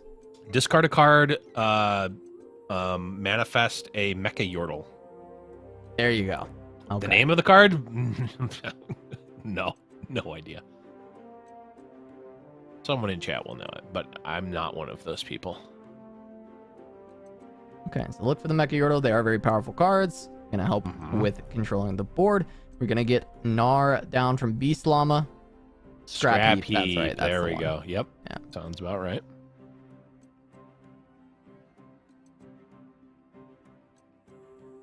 Floppy can go Quinn. Can just set that up. Not gonna be. I mean, it's okay for the blocks, right? You can't block Gnar because you just are asking to get Pokesticked. Right. Yeah. This also. This also is saying buy Valor, which is not the worst.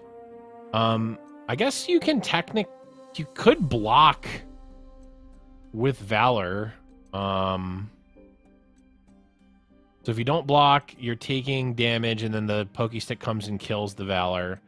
if you do block, your Valor's dead, and then the Pokey Stick, I guess, is just still around, which isn't good necessarily for Floppy. But also, that's actually not even true, because then if you block with Valor, then the Pokey Stick has to go face to level up Gnar. That's true, yeah. I actually kind of don't like the non-block there. I feel like a block seems better, but I have to imagine I'm missing something.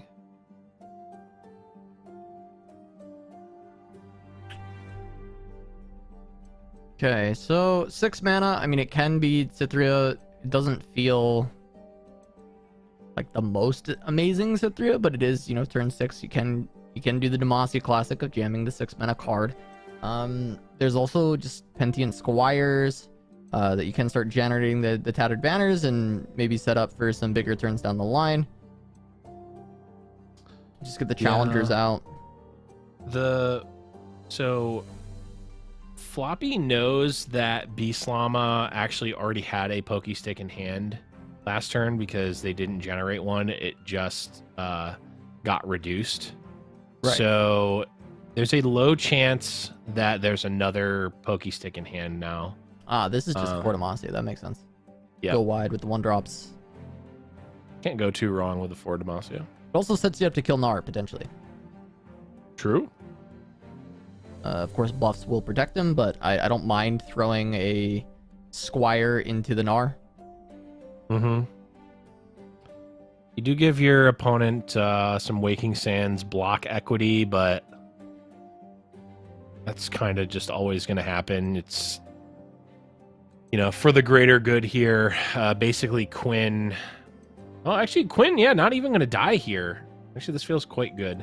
Yeah, not going to die unless there's a combat trick, right? And sure, if the combat trick gets played, I think Floppy is going to, like, accept that, right? He gets to kill the Gnar, he gets to kill the Akshan, right. And you trade the Quinn for, you know, a card and a combat trick on top of that. So 2 cards to kill the Quinn. Floppy's going to be pretty happy with that.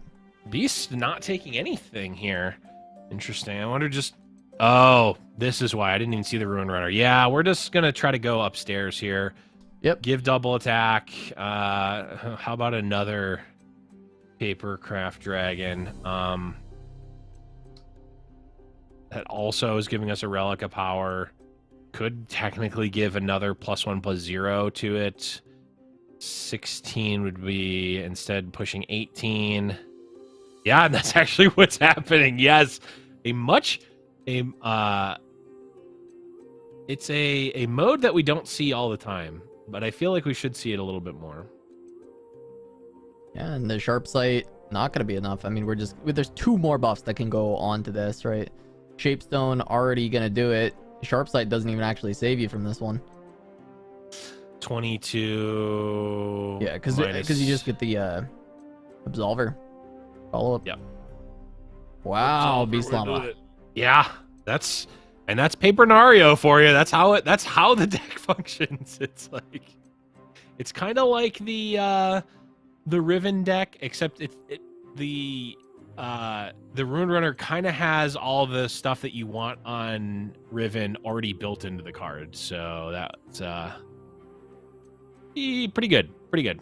Yeah, now having to beat the Echo Zilean twice. We've seen Beast Llama have really good success with this deck so far, so a little bit tough to take it out twice, but I would say, you know, Scout's being pretty aggressive. Might be able to get under it before its strategies can really start to come online. It does have some good early blocking, but it's not, like, exceptional against all the aggro decks. Winnable, for sure. Scrying Sand's going to help a little bit, you know, with the trading in the early game. If you can get a Hexite Crystal from Fallen Feline, that's going to be really helpful. Right? Like, there's a lot of things that it can do. It has some good game. But also there is just, like, Scouts, I leveled my MF, have fun, right? Yeah. There's not, like, a great way to remove the MF in the list. Yeah, I think there usually is Get Excited in the list, but actually not in the list anymore. I know for a fact that at one point in time there were Get Exciteds in these lists, but Beast Llama's list currently does not run the Get Excited. You can... Quicksand doesn't even really do anything. Yeah, there's really not a good way to deal with the MF at all, so Floppy Unless Floppy needlessly puts the MF in harm's way, a lot of the time I think going to be able to keep the MF alive. Yeah, I mean, just look how gross this hand is too for Floppy, right? Like you have Duran Sculptor on 2, MF on 3, attack token with Navigator on 4. Like this is pretty Navigator insane. that's getting sculptured as well on both units.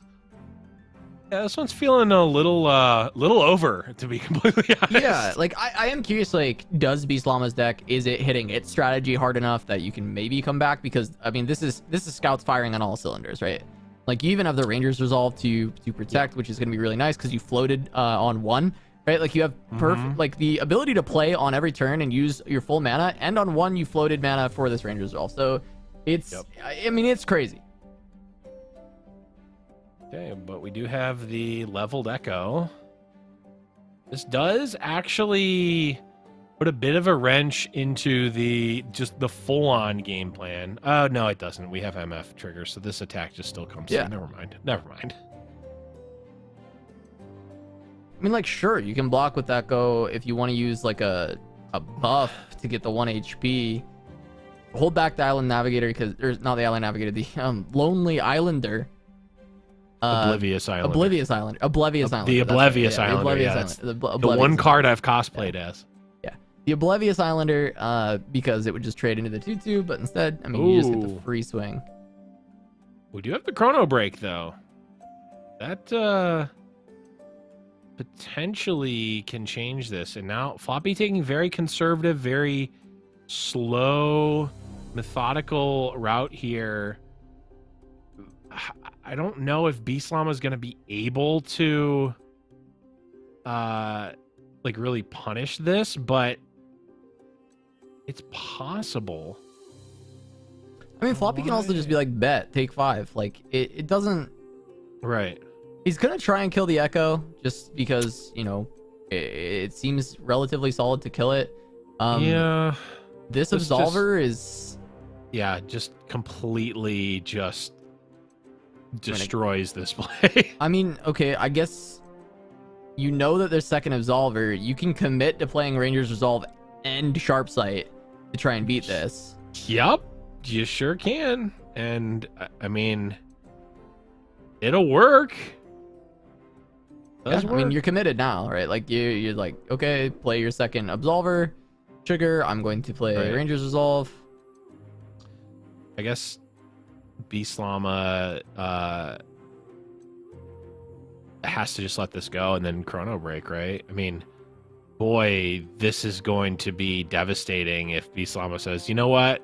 Even though you know I have the second Absolver, and even though you're Floppy Mudkip, a person and a player who's very good and wouldn't lose to an onboard trick, I'm still going to assume that you're going to. Like, that's... Yeah. That can't do that. Time trick.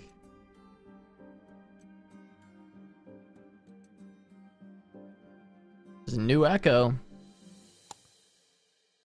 Yeah, the new Echo is only a... Although, actually, I guess you can just play the new Echo instead of the Chrono Break and just save the Chrono Break. That makes sense. Unless you want an Echo spell for whatever reason, which I don't think you do.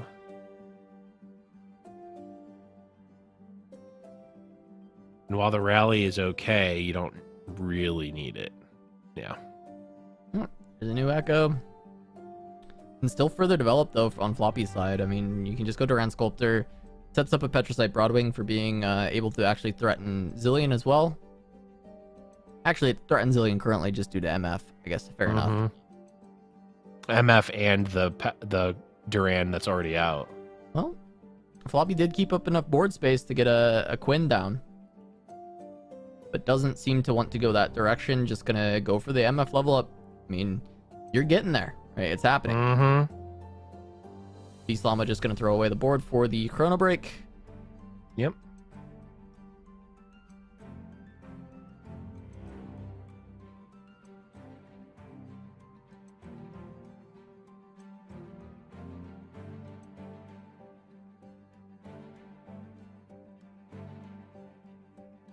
Okay, Voice of the Risen is obviously strong. There is already one in hand, though, for Beastlama.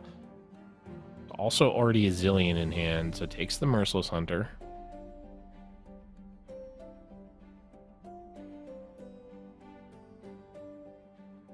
Ooh, Valor now taking out Zilean with the MF trigger.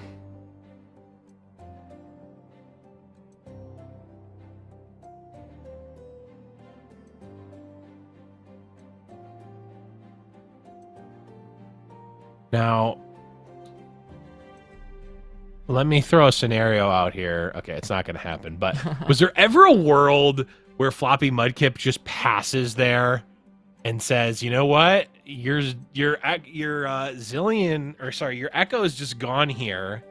Your board's just gone here if you don't have Chrono Break. So I'm just going to pass, and you need to pre-Chrono Break so that I can now kill your second Echo." I mean, that's very much caster vision speaking, I think. Wait. No. No. No. No! He did it! He did it! What? I was joking! Oh, Floppy.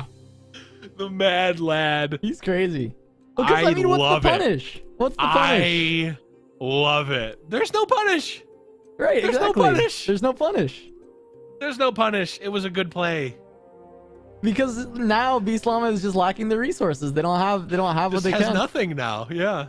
And like, okay, MF, whether MF levels or not, is like, I have so much stuff and you don't have so much stuff.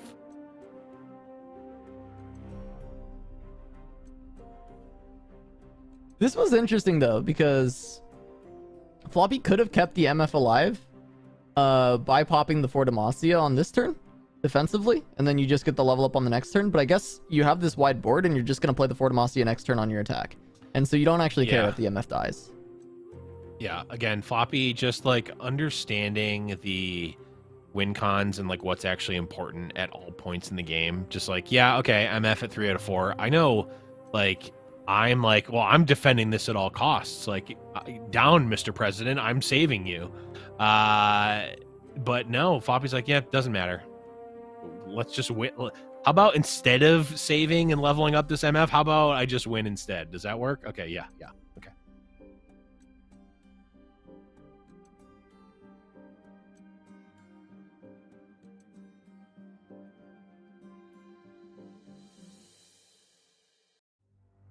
Yes. Feels like a pretty straightforward Fort Demacia play here. Like, I guess the Fort Demacia comes out, Beastlama maybe time tricks, maybe passes, blocks, gets to cast Chrono Break, get the blockers back, and then can like trade out a little bit. Are we leveling Quinn here too? I don't know. No, Quinn hasn't seen any attacks, I don't think. Oh, okay.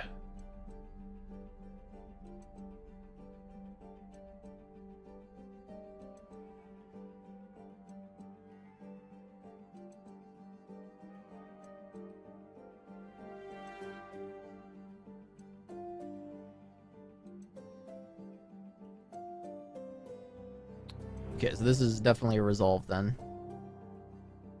With that pull from the Valor. So. Yeah, it's... No, guess not. Okay.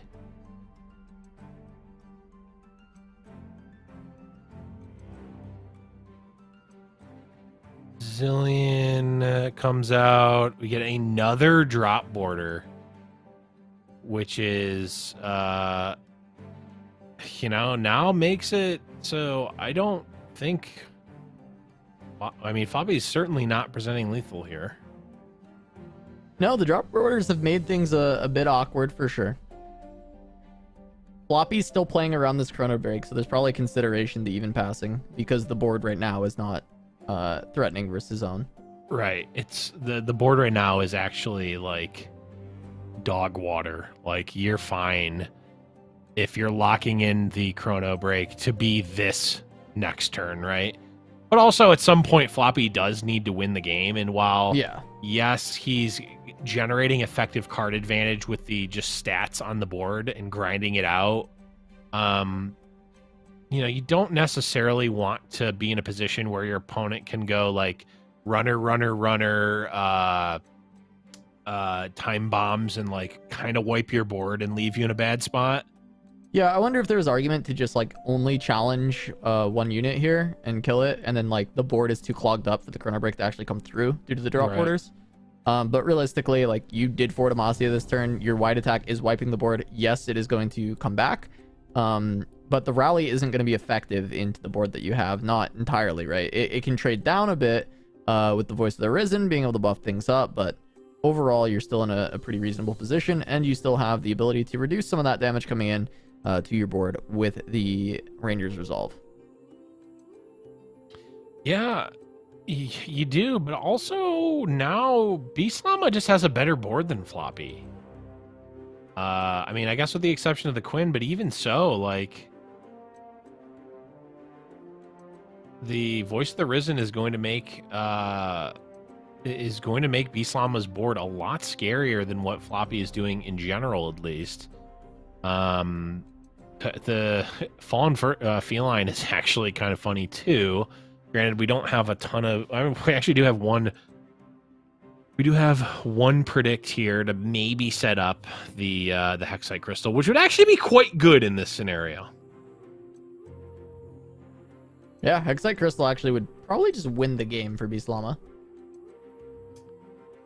Yeah. This attack coming through makes a lot of sense. There's actually nothing that is trading with the Voice of the Risen right now, so just send it in, put forth another 5. Every other trade that happens, okay, don't want to just send in a 3/3 because it's just chump attacking, but every other trade is just like card for card, and that's pretty okay with Beast Llama.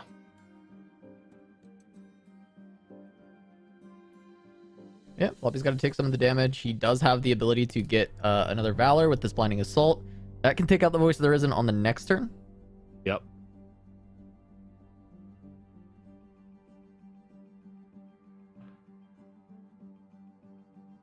And you can go Island Nav as well, so Quinn should be on the level up coming into the next turn, but we'll see what this Ancient Prep can hit. Did not snag anything immediately, so we didn't get that Hexite Crystal, which would have been pretty terrifying for Floppy. Now, he does have, of course, the Ranger's Resolve, which would stop his board from being wiped by it, but it does force out that Resolve, maybe before you actually want to play it. Well, second Resolve. Oh my god, another Chrono Break. Okay. Oh, right, we just predicted it, so that makes sense. That does make sense, yeah. But still, the fact that he found it, we didn't see the predict. So, right. The fact that it was a Chrono Break is a bit scary. Yeah, we're going again. We're pulling the new newly made Quinn, which will, of course, get the Duran Sculptor health, which means it even survives the attack, which is pretty great. True. I was like, wait, why is there a giant Valor? That's just what that's what leveled up Quinn looks like on the attack. It's rare that you see it, because usually it either doesn't happen or there's a concession. Or if you're like me, you know, I have the arcade skin, of course, because those skins are amazing.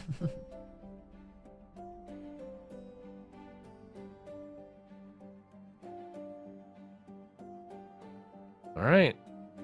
We have another setup here. Now, the attack, unfortunately, does not look good for Beast Llama, as the Voice of the Risen now would trade Golden Aegis on the side of Floppy Mudkip is, I think, going to be pretty close to sealing the deal here. This attack, as long as it's not lethal, I don't think... As long as it's not lethal and as long as Floppy doesn't go to actual 1, I think we're in good shape here for Floppy. Yeah, I mean, Floppy can commit his cards this turn as well. Like, the Ranger's Resolve can be used to improve some of the trades. And then you still have the ability to Aegis. I guess the Ranger's Resolve at this point just preserves a Challenger which isn't nothing, but it might still be worth holding on to for. Yeah. I mean, Hexite Crystal is really just the only card that it becomes a scare. But now you can just swing in. Oh my, Ooh. that is a second bomb. Yeah, I mean, I mentioned it before, but like running time bombs are actually kind of scary potentially here. It's gonna kill one unit. It's gonna pop the spell shield or the barrier off of Quinn.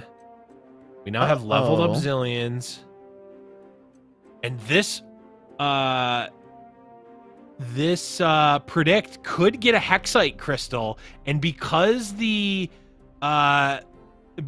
time bomb, Ranger's Resolve no longer saves those units. Yeah. Wait, this game is not over. Starting to get a little bit dicey, but we will see a Ranger's Resolve. I mean, Ranger's Resolve probably like has to come out to keep the Quinn alive. Because the Zilean is still going to have the power, right? Because right now you're pulling the Voice of the Risen. Right. Unless you want to pull... I mean, you have a Valor on board. You can pull the Voice of the Risen on the left side. Kill it first.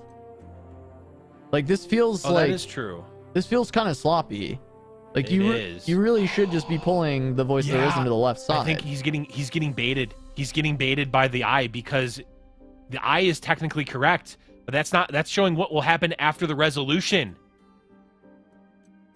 Okay. No, he's just committing Resolve. Right, I mean, I just... It feels like this is intentional, but I'm not sure if I am misunderstanding, like, why we're doing it in this way. Yeah, and it was for naught either way. Yeah, right? I guess like it didn't really matter.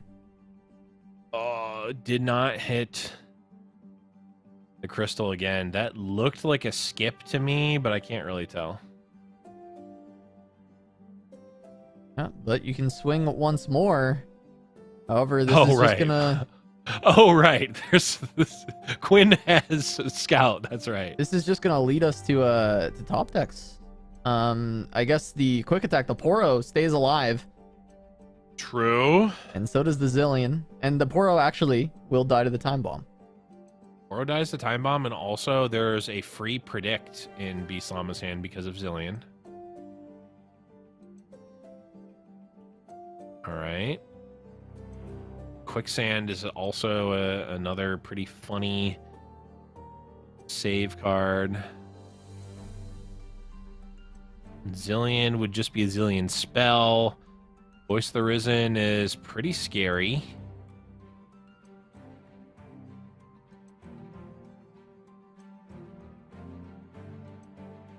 Have to block. Yeah, I mean, can Quicksand and just deal the 2 damage to it? Sure.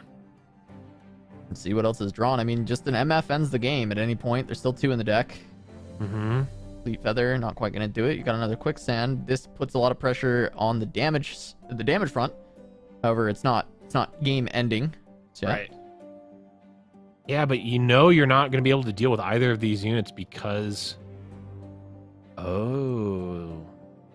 This now still threatens the Zilean. Could attack with just the voice. The block would force out the free Quicksand. Nope. Just gonna let the damage come through, and yeah, I mean, we have a free Voice of the Risen in hand. Petrosite Broadwing would technically be threatening lethal, but not as it stands. This can get either, yeah, I was gonna say, you can either cast the Zilean spell and grow Zilean, or you can just get to predict, put more time bombs in the deck, get another shot at the crystal, get another predict, grab an echo. This is... I mean, you're just wide enough, right? Three wide. Just over. Yeah. It's done. Beast Llama takes it. This felt like an unlosable situation from Floppy, but end of the day, Beast Llama able to find the line... The Chrono Shift, or the Chrono Shift line, or not the Chrono Shift, sorry, the Chrono Shift line. It definitely ended up biting Floppy, I guess, not going for it. I'm interested to see how it plays out if you just swing with the MF, or there was the opportunity to play that that Fortimosity to keep your MF alive, but still, Very, very close game between these two. Beast Llama picks up the 2-0, and Beast Llama once again going to make it back into Fight Night. This is going to be, this was week 3 that he's been here, so it's going to be the 4th week in a row next week. Llama's just been hanging out in Fight Night, making it the grand finals every single week, and once again doing it with the Zilean Echo. So hey, maybe other people need to get on this deck, because it seems like Beast Llama is just having a fantastic time with it so far. And we'll have to see if Floppy can make that the run back this time around on the loser side, and have another rematch, see if they're trading weeks back and forth, or if Floppy can actually get the full run back in that grand final. Yeah, I mean, also, Floppy still has work to get back to the grand finals, right? Like, it is not a foregone conclusion by any means. There's still a loaded losers bracket run to be made, and then Floppy Mudkip will be sort of the, the mid-boss of the to get to the grand finals, and then perhaps Floppy will have another shot at it, but we'll have to wait and see. Yeah, speaking of that losers bracket, we are going to be getting there in just a moment. But first, we are going to take a quick break. Don't go anywhere. Fight Night Legends losers semifinals when we come back.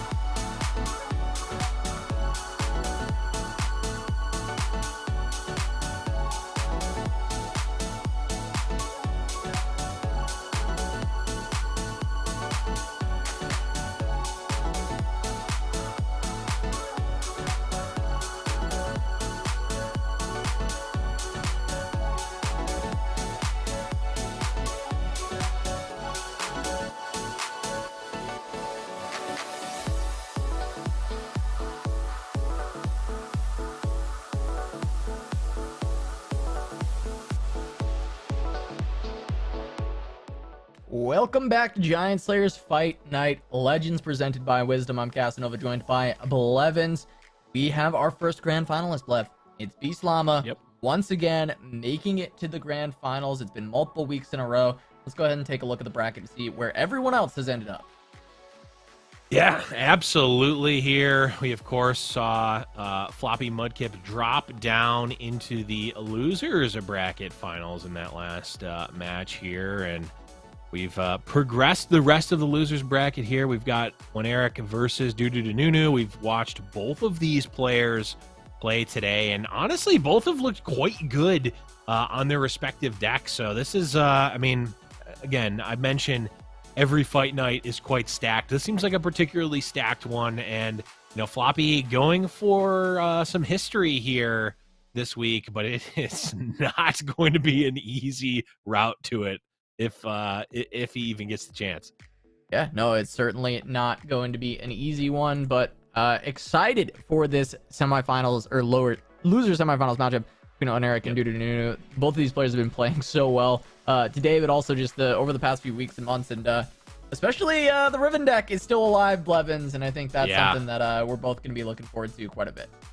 Yeah, I love that deck. It was one that Swim brewed up. I don't know if it was day one or day two, but the very early on, and in typical Swim fashion, you know, plays it a decent amount, gets it to a relatively consistent stage, and then usually moves on, right? Like Swim is not one to, you know, try to grind, you know, ladder to rank 1 necessarily with a deck, or even, you know, test it in certain lineups, but is very good at these sort of unique decks, tinkering around with them, finding, you know, some initial baselines, and then sometimes those decks turn out to be, you know, tier 1 or high tier decks. Sometimes they're just sort of blips in on the radar, but here we're not quite sure where this deck's going to end up. I think it's definitely an interesting one, you know, to throw into a lineup, and certainly attacks from a unique angle compared to a lot of other decks. Yeah, and you know, we talked about Runeterra's decks a bit. We've taken a good look at those overall, but let's take another quick look at Nunu's lists and try and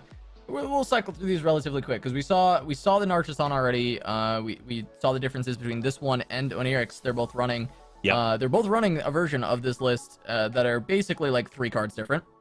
Yep. And that's all, right? Like, this is a very strong aggressive deck. Both of them are going to be looking for it. We saw the power of the Gleaming Lanterns, the Fae, just being able to get those wide boards. Wasn't able to pull through for Nunu against, I believe it was Floppy Mudkip. Yeah, Floppy Mudkip in the winners semifinal, but might be able to do it here against Runeterra. But the other 2 decks for Nunu are going to be Scouts, which we've seen plenty of. This is where that Marai Warden was hiding that you were talking about earlier. There it is. The one of copy. It's in Nunu's version. And then the last deck is a little bit more of the interesting one. That's going to be the Draven Rumble. Yeah, this is another deck. I really like this deck in general. This is one I played a good amount of at the beginning of last season. I think I was actually coming from gold, so I think I went from gold to plat entirely with this deck, which of course reveals the fact that I didn't hit Masters the season before, but I of course did hit Masters last season, but not with this deck. This deck definitely did seem to fall off a decent amount, not only on the ladder meta, but also within tournament metas. I think it, you know, a lot of times we'll see decks that pop up as counters to popular decks, and I think rightfully so. This was one that was billed as a counter to Ari Kennen.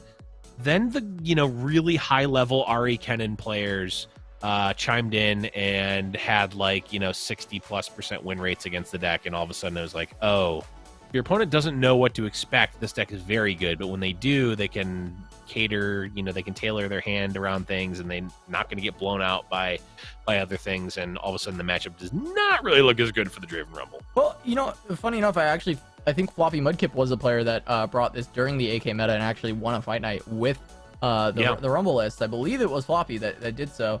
That sounds right. And it is a deck that, while yes, a lot of players were saying, oh no, I beat this all the time, you put a very good AK player against a very good Rumble Draven player, and still it was able to find victories from time to time. And I know scrim results were a big impact on those win percentages, and And yeah, they can say 60% for sure, but end of the day, it was a deck that could beat it. And anyways, already kind of not going to be the meta anymore.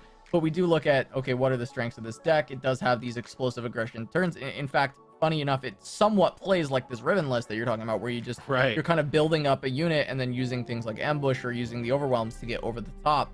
And I mean, it's exciting to see Rumble kind of seeing a little bit more play, doing pretty well in the hands of Dudununu. And hey, you were talking about the Reborn Grenadiers earlier. There's a couple of them in hand for maybe a very aggressive start, but I imagine they might also just be used defensively because this is against the Fey list from Oniric.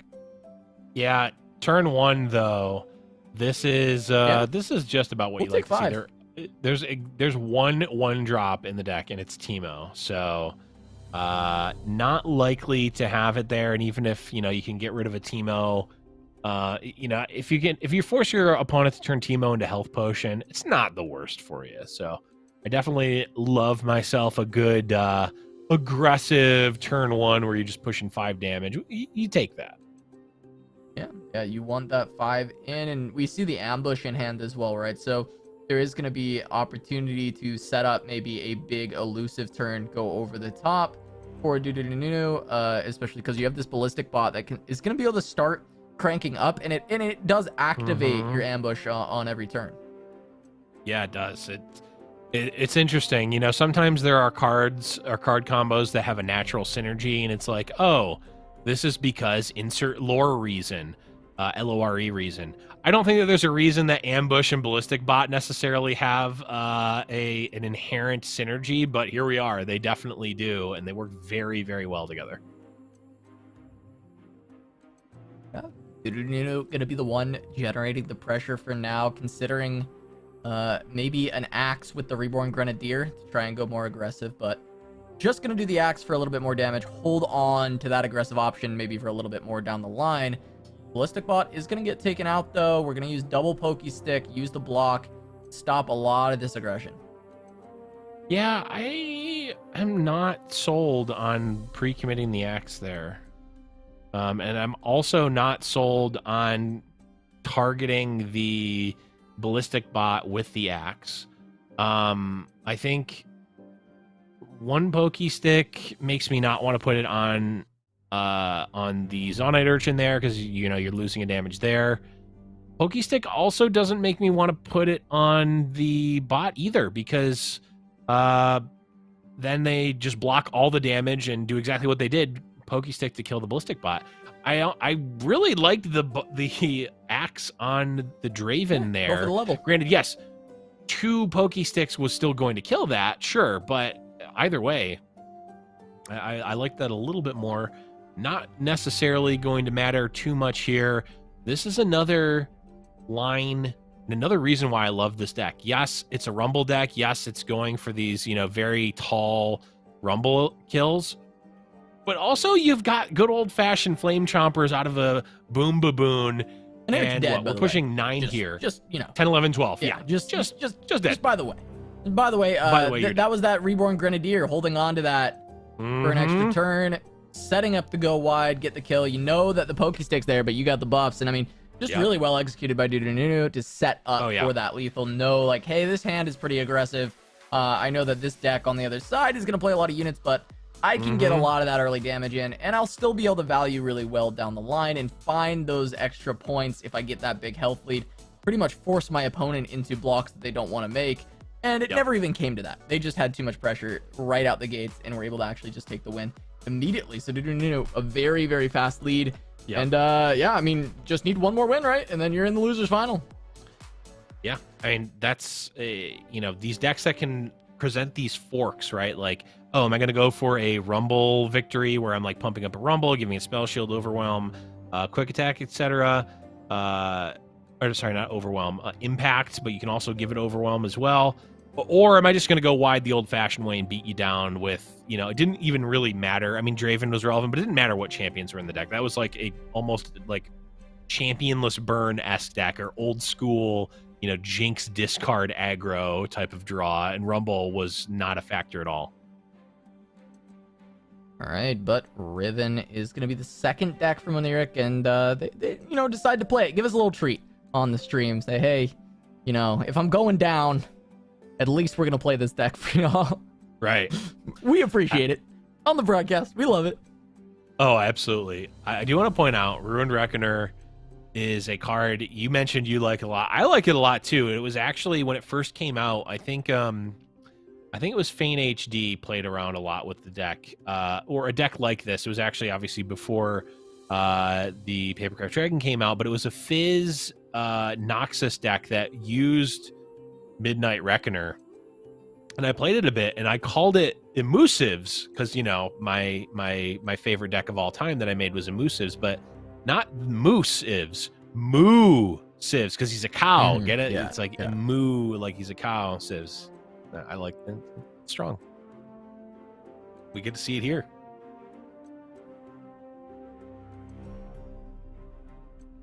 Yep. And just the fun synergy too is because it's a spell. It just gives Fizz the elusive, right? Like he doesn't need the elusive prior. You just give him the elusive with the Midnight Raid. Yeah. Granted, it's not that strong here, No, it's just the 2 damage for now. but you kind of wanted the blocker anyway, so might as well take your licks while you can get them, because now Papercraft Dragon can go on Fizz, which will make him a 4 attack double attack. Yeah, I mean this is rough though. Very wide board. The grandfathers causing a lot of trouble. Grandfather Faye setting up these big wide Owlcat attacks. Yeah, I'm wondering. I mean, we're not going to be able to get to lethal, I don't think. 4 and then 5, 6, 7 with the Elixir of Wrath is only 14 damage, so we're still looking for more here. Guile works against Yordle Arms, but I don't know if you're surviving the Yordle Arms currently. Works is a strong word. It is a card you can cast after an opponent casts Yordle Arms. Yeah, I don't know if that matters. To stop one of the 6 units that is probably going to be on your board attacking you.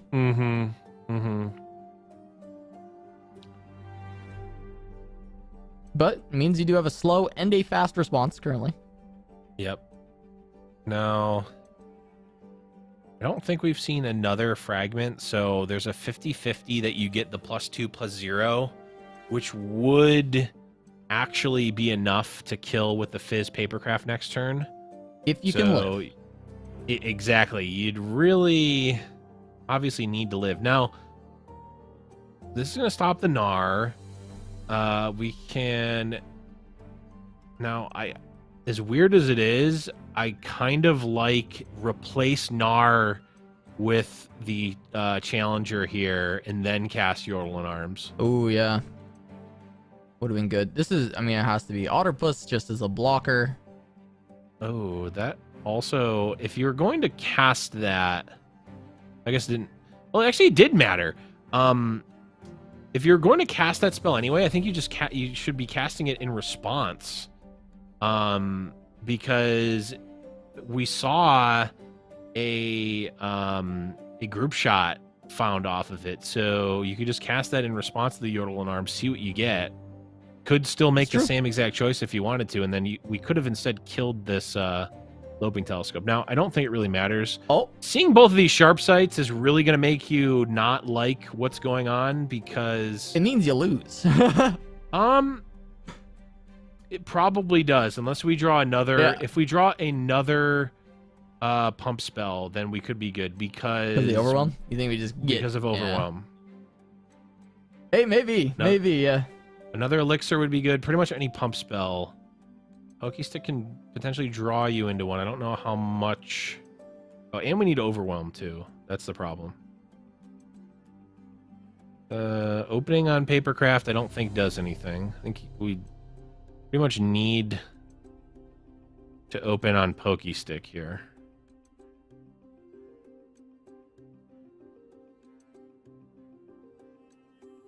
Elixir. Hey, if only we had overwhelm, right? Don't have overwhelm. Big sad. If we had overwhelm. This also can just be taken. You can just take 10 here. Yeah, you just take 10, you attack in response. I mean, if Runeterra actually had Overwhelm, he wins, right? Is it enough mana, enough damage? I think it is. If one of those, if it was Overwhelm instead of Quick Attack, you'd be able to give +6. Should be 11, 22 with Overwhelm. You could put it on Gnar. No, actually, I don't think. I think it was still off. Yeah, I think it was still off. Close though. Close. So either way, looking like it's going to be over. Yeah, he's like, hey, look at all this damage. Still had all D's. Didn't matter. That's going to be Nunu. Team Hydra moving on to face Floppy Mudkip in the losers finals. Yeah, this has definitely been a quick one here, and we did see this matchup earlier in the winner semis. Floppy versus Nunu was a game 3, but Floppy was able to take it in that last one. Dudu, though, I mean, we have been seeing quite a few bracket resets. I think the last 2 weeks we've seen full bracket resets in Fight Night. We could see the upset, matchup flip in the losers finals as well. Yeah, very possible that we could see that happen. We could see the run back. We could see Nunu actually turn things around against Floppy, because that was, it was a 3-game series last time. But, end of the day, it's just going to be who can draw a bit better, whose lineup is a little bit better, who's playing a little bit better. But Floppy Mudkip versus Nunu going to be coming up in just a moment. We are going to take a short break. Losers final of Fight Night Legends returns after this.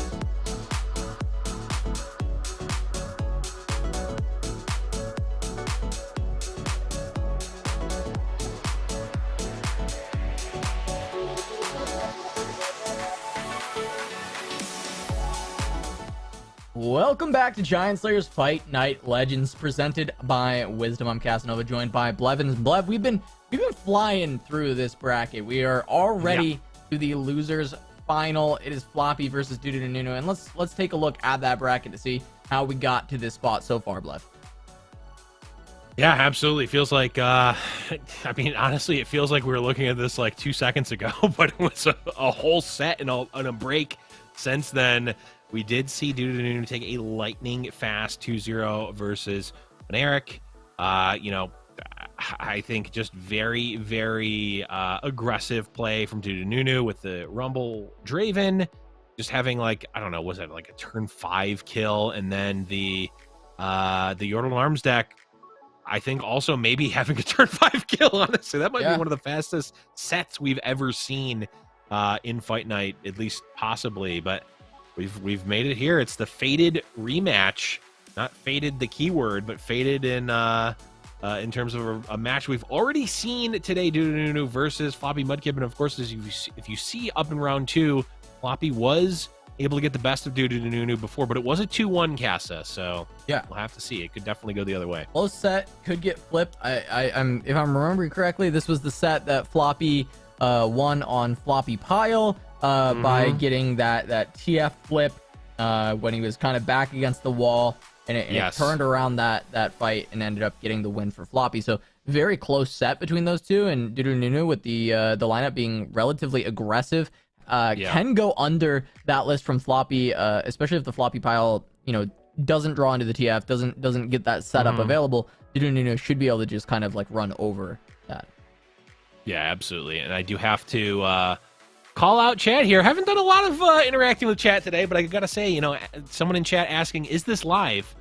No, this is a pre-recorded message. And the fact that you may or may not have asked if it's live in the chat right now is merely a coincidence and not me responding directly to your message. So every once in a while, I just throw these out there in case someone happened to have asked that in the chat, just to you know, freak them out a little bit. But no, this is pre-recorded.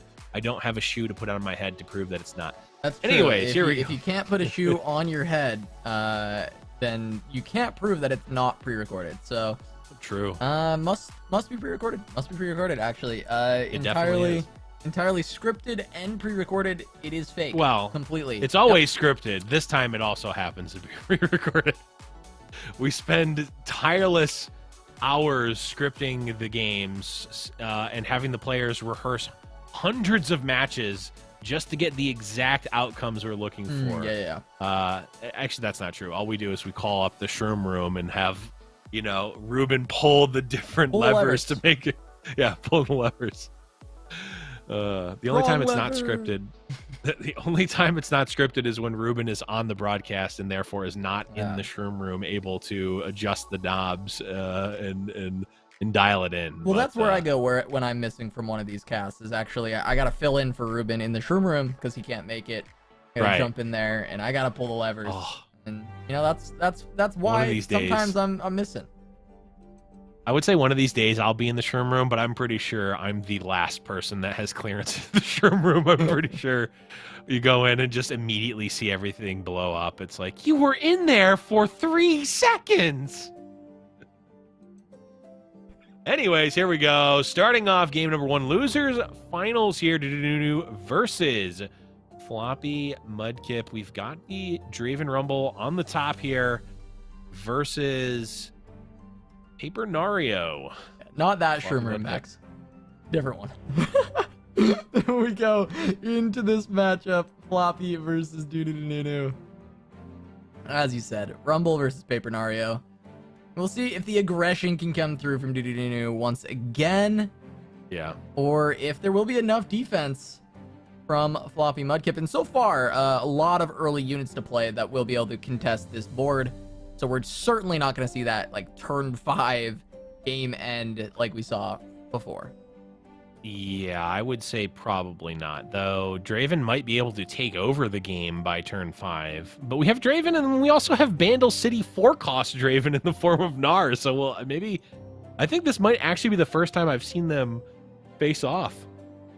We'll have to see who truly has the, you know, generic-esque mid-range champion title If the old guard of Draven, or if it's the new Nard. Nope, that doesn't work out. The new Nar. No. The new guard of Nar. There we go. New Nar guard. The new Nar guard. Yeah, okay. We got there, Blev. We got there eventually. We got somewhere. Old Nard would work if, you know, it was if Narcar or Narguard, you know, formed a different word. But yeah, but instead it forms the word that you keep saying. Yeah, I mean, like, if you had a handful of Nars, it would be like you had a handful of Nards, and that's just, you know, not what you're looking for. Anyways, or maybe it is. I don't care. Anyways, here we go. Floppy Mudkip board. You know, we were talking about a bunch of units on both sides. Kind of cleared. Dust has settled, and there's not much on either side. Yeah, the dust settles, and I think Floppy ends up kind of coming out ahead with the Gnar follow-up. It's going to be a leveled up Gnar. Going to be able to take out the Draven when the attack token comes back around and get a lot of damage through. And on top of that, right, like, we have a decent follow-up from Floppy. Aspiring Chronomancer is going to be able to let him kind of pick the next draw, right, that you get the predict. And also Merciless Hunter just going to give more vulnerable options with these quick attacks. Mm-hmm. Here's the thing, though. Draven is going to be able to threaten a Whirling Death, which, if that does happen, that we see that stress defense, that would, you know, I haven't called it yet, that would be backbreaking. Certainly would. It's like we've lost the hand for now, but we'll see if we can get that back soon enough, as we do have Floppy on the attack token.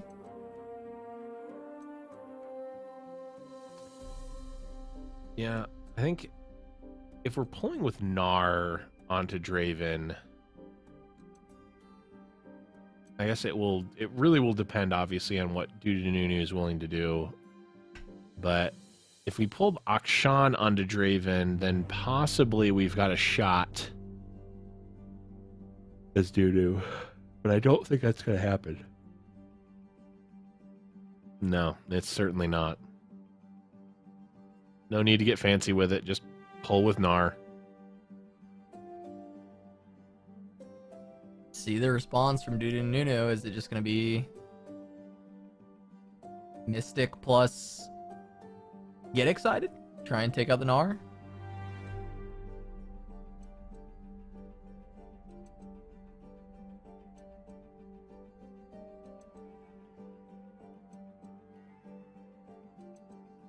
Feels like it might be the best way to do it. But instead, I think we are going to get the Whirling Death on the double axe. Try and go for the level up. Stress defense becomes that option. Yeah, chat does point out that this actually does keep Draven alive, because the double axe will give Draven an extra health. That's true. But of course, to what end, right? This is still going to get pokey stuck. Yeah, you get to kill Gnar with the Mystic Shot as well. Level the Draven. Yeah. If you draw future Dravens, this is very powerful on top of that. Sure. I mean, this is a lot of axes, too.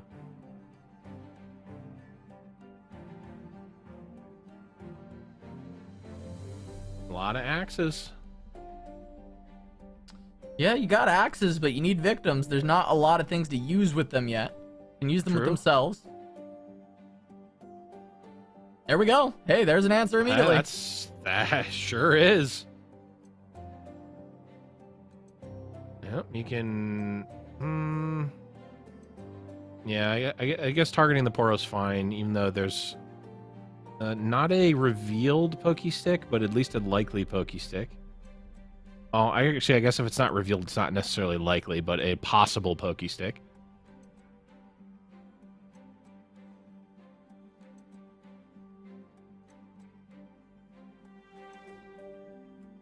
Trying to give one of the units 3 attacks so it can trade into the Fearsome.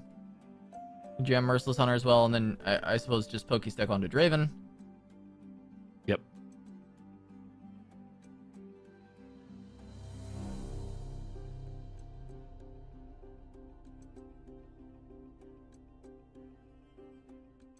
Well, we've got a decent amount of damage being threatened here. We can actually pull Akshan as well, and that will get 4 through. We could make it 5 with the axe. 6, 7 if Draven gets Pokey Stick. That puts opponent at 9. You've got 7 burn in hand.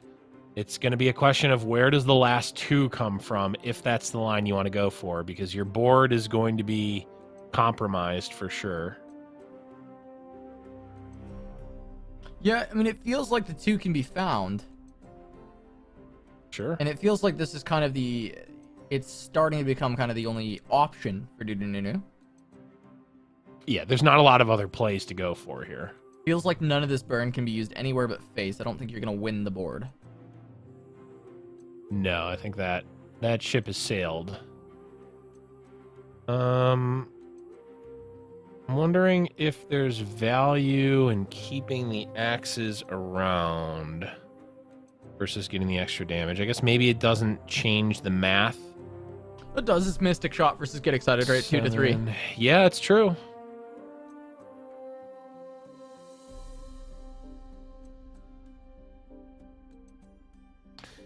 And the life total not super high on the side of Dudununu. Another Draven. Another Draven is interesting. Certainly playing it because you need to not die, and also gives you, effectively 1 extra damage. Granted, it's going to be tough to get that through. Yeah, I don't think there's a mystic shot. Cash it in, right? If there's a mystic shot off the top, Dudununu is going to feel pretty awful. Yeah. That we didn't take that 1 damage when we had the chance. Yeah, I mean, the axes do allow for a second GE to be cast.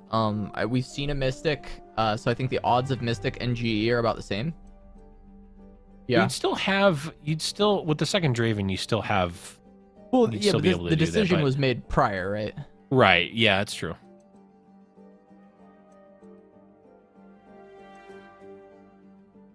So there's at least some understanding to maybe why going for that. Your odds of Mystic and GE are the same. Right.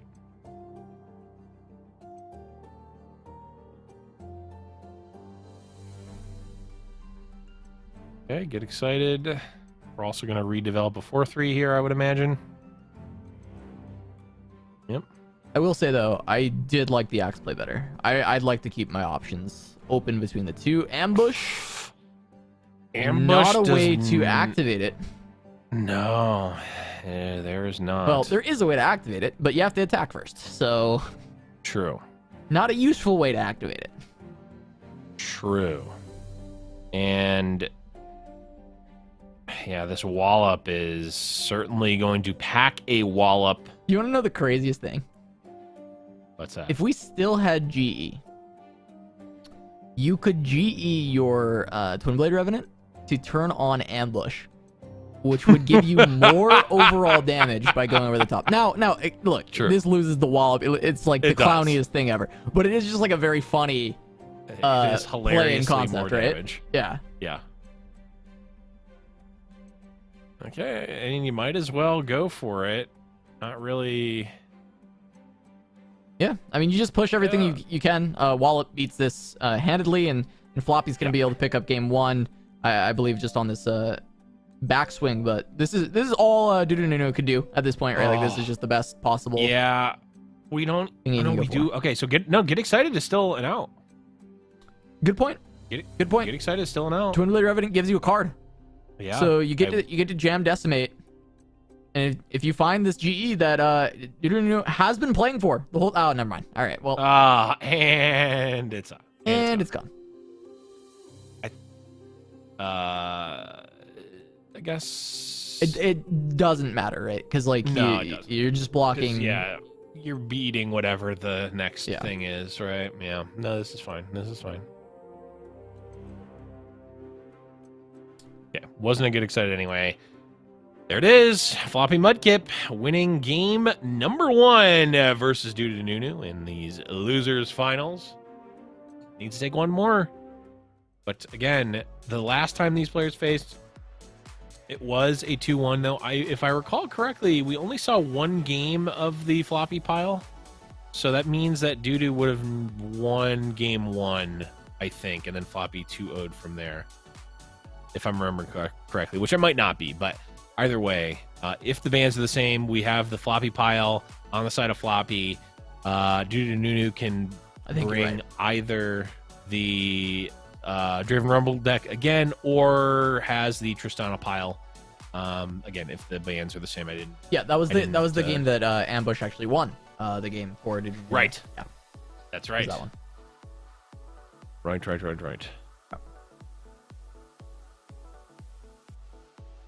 But yeah, this will. I mean, look, we already have a different outcome. Granted, it's better. It's more in favor to the player that actually won already. So maybe not changing the narrative at all, but it is a different outcome than we saw before. And it is, yeah, we're running back the Driven Rumble floppy pile. We've got it. Yeah, I mean, this is the deck that you're probably a little bit more worried about if you are floppy, though, is going to be the pile, just because of, you know, the fact that it might be a little bit more prone to the aggressive lists. However, it does have plenty of game, right? Like, we just get to the TF level up, and the game kind of over, right? And yeah. Floppy has found the TF, he's got Rummage, he's got the pick a card. Like, this is already looking like curtains. Yes, but also we have Rumble on 4, and we have a Might. And let me tell you, Rumble wins pretty fast. Can do a lot of damage. We've got targets. We've got discard targets already. Floppy, of course, can, you know, save a Twisted Fate red card or gold card to pop a spell shield for Rumble, which is what I'm imagining is going to happen. Probably just might as well do a red card to get some damage on the Flame Chompers, as well as a damage onto the face of Dudu Nunu. Yeah, I mean, this is just Floppy trying to calculate exactly how he can ensure both of these level ups come through. But, like, I mean, this TF is in such a good spot. Yeah, Darkardius in chat is saying this is going to be both champions leveled on 5. And I feel like I can count the number of times I've seen both Twisted Fate and Nami leveled and lose on 0 hands.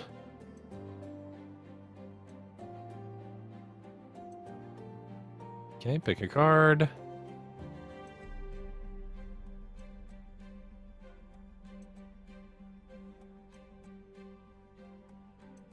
So yeah, this was just blue card just to accelerate the level up. Yeah, it's not going to be 5. I don't think there's enough mana for it, but it is. Don't quote me on broadcast has been called. Okay, we won't. Even though I'm quoting you by saying don't quote me on broadcast. Yeah, we'll just read all of Darkardius' messages from now on. Yeah, actually, if you could just cast for us in the chat, we'll just read that off. Oh, okay. It's close because you get the attune, and then you can play Flash, and then you can play Rummage, and that's onto the stress testing. So, we do. I mean, definitely Nami is gonna be leveled up if it's gone for, right? Like if you just play Nami, you get +1. She goes to 5. You play Flash, she's leveled. But then from there, it's a matter of can you get the TF, and there's a decent chance that you can get the TF there, because you do have the Rummage plus the stress testing. But it does require you to get certain hits off of the Rummage stress testing to get there. Mm-hmm. And here's the thing. If you're not leveling Twisted Fate here, Rumble gonna kill you. Maybe not this turn, but this is a ton of damage. We can, we can potentially level up. I guess we won't level up Rumble here. This is going to be 7, 8, 9, plus 4 is 13.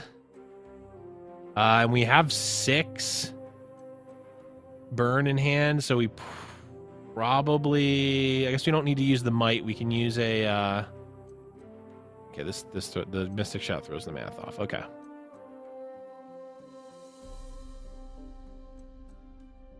All right. TF down. A lot of damage taken by the Rumble. Yeah, I mean, Rumble's going to kill next turn, right? Like, this is just going to, like, with the might, there's not a ton that Floppy can do against the Rumble here.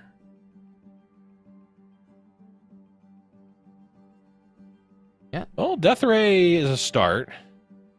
Well, it's going to be up to Nami because we've lost the TF at this point. Yep. Good old double decimate. That can just do the trick like, you know, just like the old days. I mean, that makes this might even more terrifying because even if you do deal with the Rumble, the question just becomes is like, does Nami kill from 20 on this turn? Is there enough mana? There's only 4 mana to actually play with, but there are a good amount of cheap spells. We can cast 1, 2. I think we can cast. Well, I guess it technically depends on what we get off of Rummage, but 3 looks like the number of spells we could play. Pop a spell shield.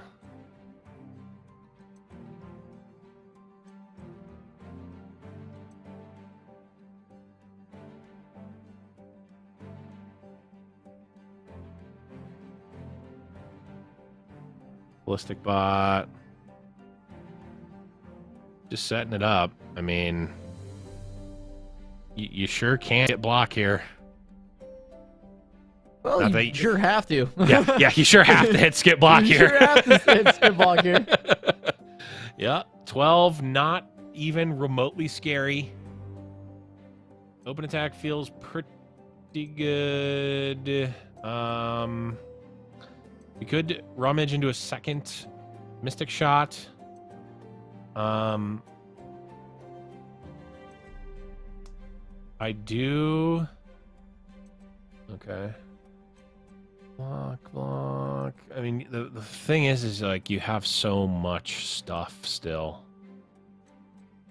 You've got 5 burn in hand. You have the might, which doesn't have to go on the Rumble. I guess it probably would. I guess if we go block. No, because block. If we just go block and Floppy Mudkip just lets this happen, Doo-Doo just says, okay, allow it, kill you with Decimate. Yeah, slam the Decimate. Now, the Nami spell, I don't think you can gain the life first. I think you have to resolve the first half to gain the life, if I recall correctly. I could be wrong. Yeah, but maybe it could be cast preemptively to... Oh, yeah. To get to that point if you're expecting to drop the 4. I wonder, do you just... And you know that Decimate is coming, right? So... Or, like, you know that it's possible. Right. Right? And Flow is burst speed. Right, the second one. So what if you cast it and then also just fire the Mystic Shot off at the Rumble? And just hope. Okay. Well, so you can pass first, right? Because then the priority is going to come to you. Yes, that is true. So then you can play Ebb if you think that there is a Decimate. So that Flow is created. Right. Well, that's and exactly that's what it is, happen. right? So okay.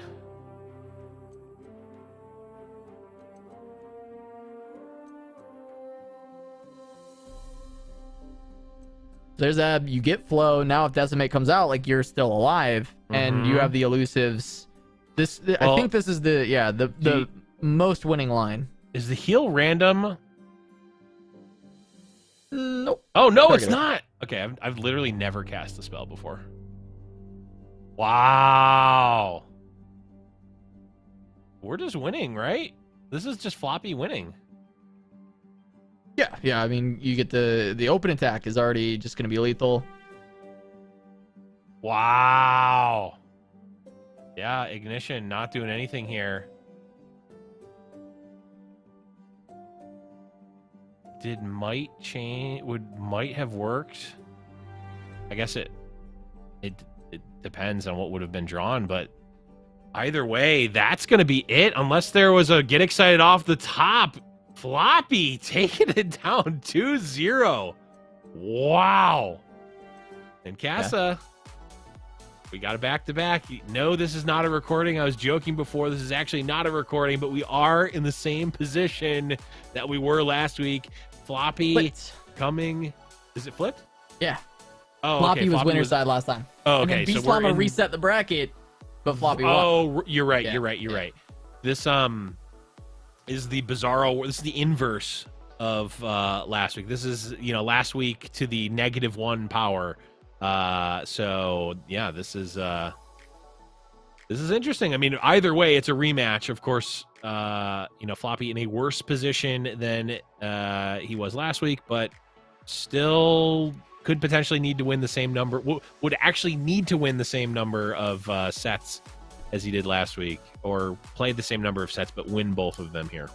Yeah, no, I mean, definitely gonna have to try and make a miracle happen to bring it back. Yeah. But the first set between these two was relatively close, even though it was a 2-0. It felt like Floppy should have won that game too. And then who knows what's gonna happen in game number 3. So we'll see if we get that closer match coming into the grand finals, or if they just continue speed running this fight night, because we're only 3 hours in and we're headed to the grand finals. Speaking of, we gotta go to a short break, but the grand finals of Fight Night Legends will be here when we get back. Don't go anywhere.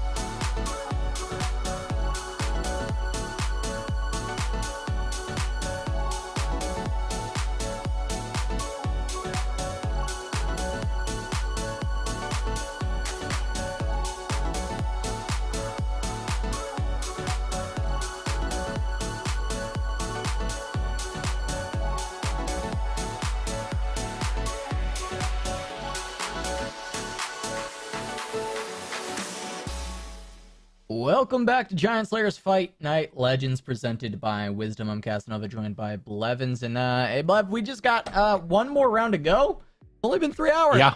What are we doing? What are we doing? It's only been 3 hours. Just and we moving are to the grand finals. Let's take a look at that bracket. Let's see what happened. What happened, Blev? Yeah, well, we started off on Oneric versus Cameron Hanzo. Oneric able to take that one down. We then jumped up and we saw the tale of Floppy versus Dudu number 1. Floppy able to take that one down. And then, you know, fast forward a bit, some losers bracket runs. Beast Llama makes it to the grand finals.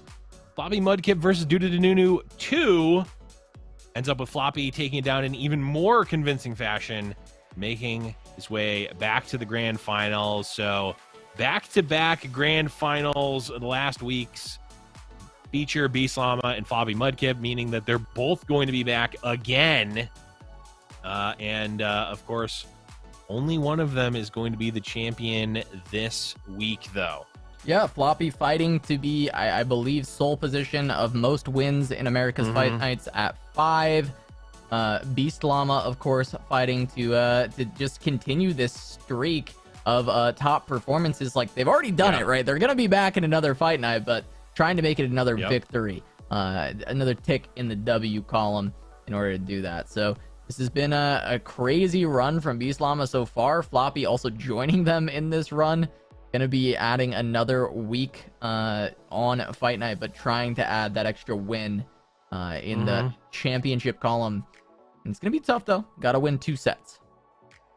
Need to win 2 sets, of course. You know, we saw this matchup happen last week. Of course, Floppy was on the winner's side in last week, but it did get reset, and Floppy was able to defend after the bracket reset, but not going to have that luxury this time. If Beast Llama is able to take the first set, it's done. It's over. They came from the winner's side, and Floppy will have to try again next week to make history. But either way, I mean, this is a crazy set one way or the other. Yeah, it's going to be a fun one yet again, right? Like, the Zilean Echo has just been continuing to be a dominant force for Beast Llama. Yeah. And no one else has really caught on, it seems, at least not in the Fight Night ecosystem. So we'll see if we end up getting some more Zilean Echo down the line, or if this is just Beast Llama diff playing the deck a lot better than a lot of other players are able to currently.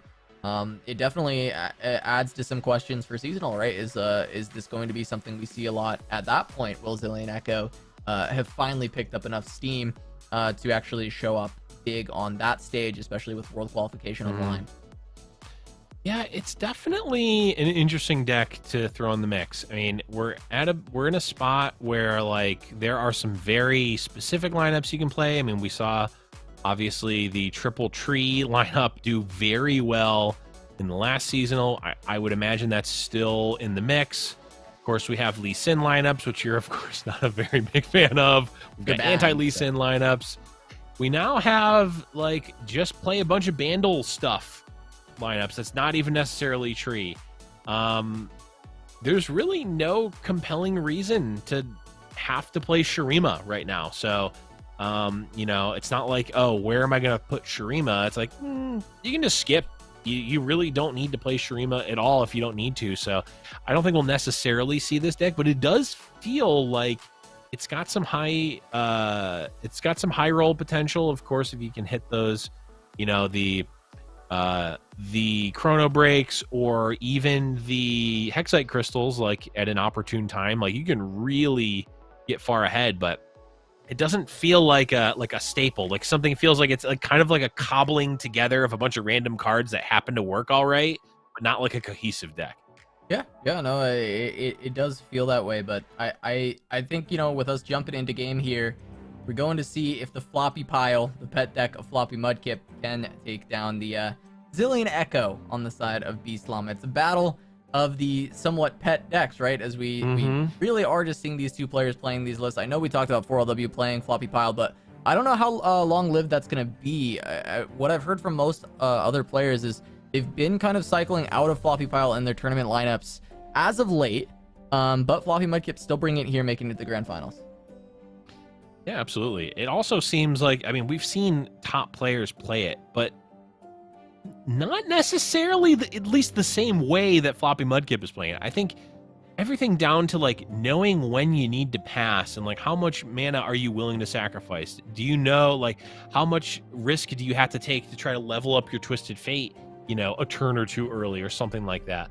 All these like little micro decisions I think get rewarded with this deck, and if you're not making those, I think sometimes the deck can feel like it falls flat even in the hands of a top player. Yeah, and, you know, Floppy on Floppy Pile to start things out. Both of the pet decks escaped the bans. We did expect to see Zilean Echo again because it hasn't been banned previously by Floppy, but it's always picked up the win. Ever feel like it needs to be? Yeah, it feels like it never gets banned. It's always finding the win, and it's never getting banned. It feels like the deck, it's got like 100% win rate, but it's like, there's no way I need to ban that deck, right? It's like just like low-key busted.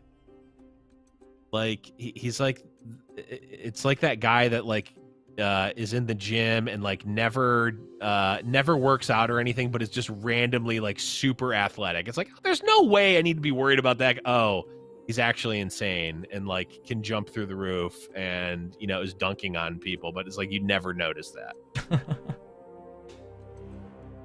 All right, getting a couple Poros out though.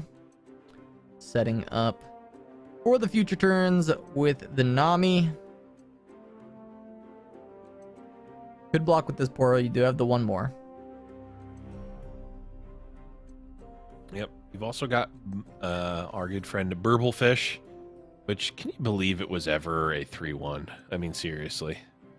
Yeah, kind of wild. Kind of wild that card was a 3-1 and was easier to get into play.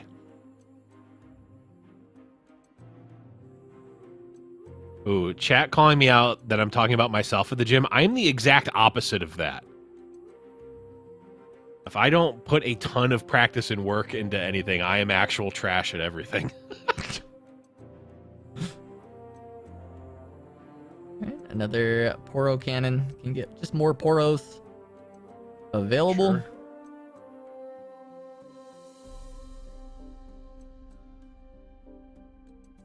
Funny enough, if we want to cast this Poro Cannon, I was going to say, I don't think we're going to cast it on the stress testing because we're likely not going to be able to play the stress testing card, so let's just get it next time. Yeah. Just get it, basically cash in one Poro for 2. Not the worst for a fleeting card that you created. True. Very true.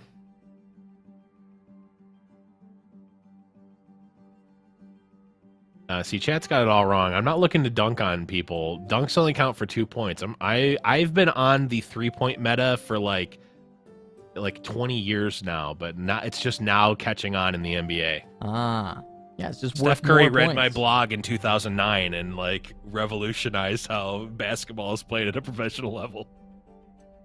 Who is the jump shot? Exactly. Check it out. Who's the jump shot by Blevins? 20-year-old article, still referenced to this day. Yep. 20 years, I guess. Okay, so it wasn't actually 20 years. It would have been like 15 years.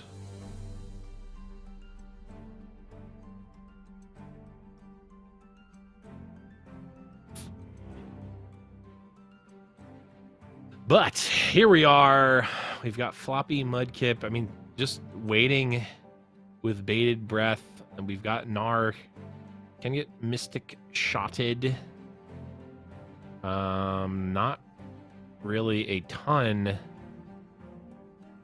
that can be done. Does this 1 health do anything? Oh, it allows the Allows Shapestone to now protect the Gnar from a Mystic Shot. That's true. Good forethought from Beastlama. Yeah. Actually, potentially going to be pretty huge here. This is now representing 6 extra damage, Gnar leveling, a Pokey Shot or Pokey Stick created. I mean, actually just like a massive amount of value. And I'm honestly, I'm low-key kind of wondering what Floppy was putting them on, because like I'd say that was the first health. I don't know what the tiny, is it Tiny Shield? I think it's actually called Tiny Shield. That's the first Tiny Shield we've seen generated today. Every other one has been the sword. So what, you have to put your opponent on something, right? Or else you just take the sword. So little sus, I'm gonna be honest. Little sus of Floppy not seeing that one. Now we're just gonna set up the Nami, but 5 HP is gonna make this really tough, especially with the Mega Gnar. Being on the other side. Another Squire. No, you're supposed to cast the timelines. Get to turn my Burbles into other 0 mana cards instead. Yes. Okay, we're just threatening lethal on a couple of axes here. There's the spear. Yeah, I mean, we're dead. Super dead. Yeah. We even have a counter spell to back up. We've got multiple. We have multiple pump spells. We've got a counter spell, and I think that just the open attack is going to be good enough here. Yeah, the open attack itself is good enough. I guess. No, you can't even do any sort of shenanigans. That's just going to be ebb game. nor flow. Nope.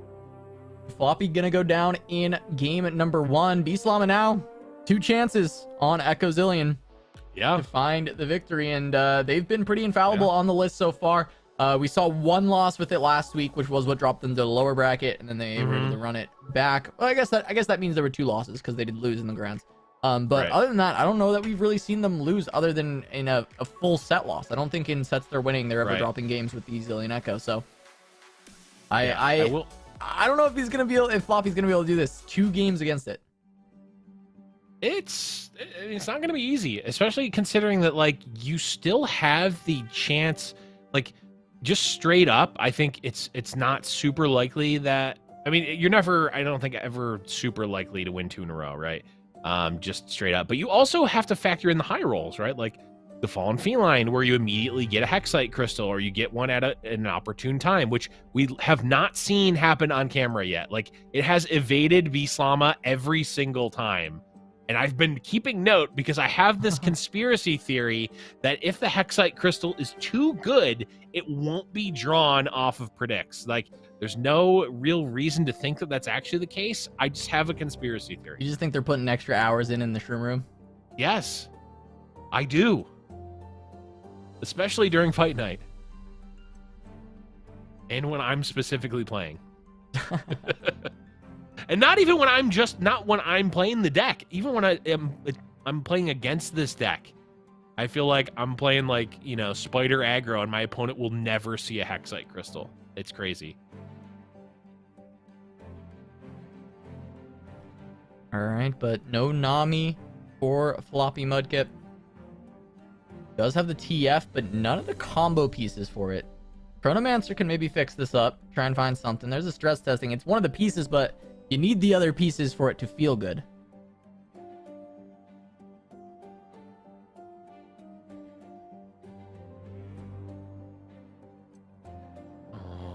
Alrighty then. Looking at what to put here. Was that the ballistic bot that was taken?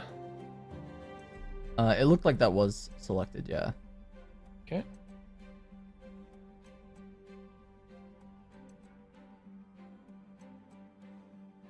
Mo coming in here saying that no one's calling it Paper Mario. We literally definitively decided that that's what it's called earlier today. So get exposed for not watching the first rounds of Fight Night. Anyways, we're back here, Grand Finals. Islama, I mean, we're, I guess, maybe just a little off on a couple of predicts away from a leveled Zilean, or sorry, a leveled Echo, which means Voices of the Risen. Oh, JK, Echo is already leveled. Yeah, you get the Echo. I mean, there's just been so many predicts early on, as is always with this deck. We've pretty much never seen this Echo come down unleveled, and if it does, it quickly does change that tune. Yeah. But we're going to do a Flash of Brilliance, just continue to go towards the level up for Nami, but also create some fodder for this Get Excited to go kill off the Echo. Yep, and again, I mean, we've seen, like, being able to kill Echo on chrono breakable turns and ones immediately drawn is very relevant, because this is a like more so than almost any other deck, this is like a massively synergy based deck where honestly a lot of the cards in the deck look like trash, but when you put them together and string them together, they can do something really crazy. Right, but we've got a wide board from Beastlama. Gonna jam a Zilean. We got the predict. Once again, no Hexite Crystal, but there's a new Echo. I certainly was thinking it. Another Echo to go alongside this Chrono Break. Uh-huh. I mean, it's always Echo here, right? Like, you just want this champion. This champion's so good. The 0 mana time tricks over and over. Yeah, but think about this. The time trick can get you anything. It could even get you an Echo. I see. So here's the thing.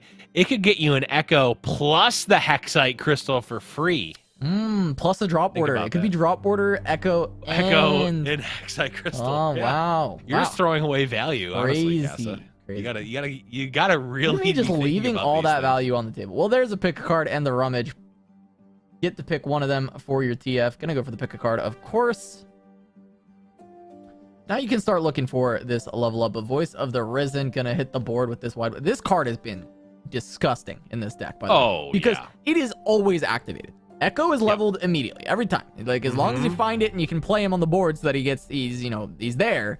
Voice of the Risen is gonna have this activated. Is this just over? Is this game over? With the Chrono Shift. Yeah. Attack comes through, you can make some trades, you're going to be taking a chunk, and then what's the redevelop? There's no redevelop. I guess you can play a couple of Poros. Chrono Shift is Zilean's ult. Chrono Break, right.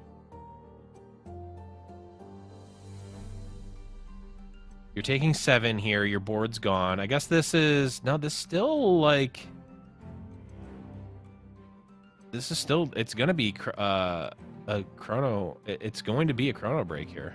Yeah, Chrono Break, and I mean, there shouldn't be a good enough response, right? You can play a Poro now and a Poro after, so you've got 3 blockers, or you can play a Poro now and then Mystic Shot, a 2/1. It's basically the same thing. It's not great. And Floppy, I think, is just calculating, am I actually beating the Chrono Break here, or do I just have to hope they don't have it? Am I? Right. Is the question. Yeah, what are the chances that they have it? Yeah, I think Floppy sees, I'm probably going to need a blocker here. Yep, slam the Chrono Break. That was exactly what Floppy was calculating. Board... actually gets filled. You get the 2/1 that was killed before the attack back. Actually, completely forgot about that. We can go Mystic Shot, block, take 4, 8, 9, 10, 11. That's game. Wow, Beastlama. Exacties, I think. We're trying to go for one of the fastest fight nights we've ever had. We're still under 4 hours. 4, 8, 9, 10, 11. Yeah, this is just game. Beast wow, Llama. And Floppy sees it. It is over. Exacties. You can block. You got to block the 5. It's still exactly 11. Beast Llama in a dominating 2-0 with the pet deck is going to be not back-to-back Fight Night champions. Took a week off, but still kept making it back to the grand finals and takes it down. Yeah, lost it to Floppy last week. And so they're just going back and forth trading Fight Nights. It was Beast Llama, then Floppy, now Beast Llama.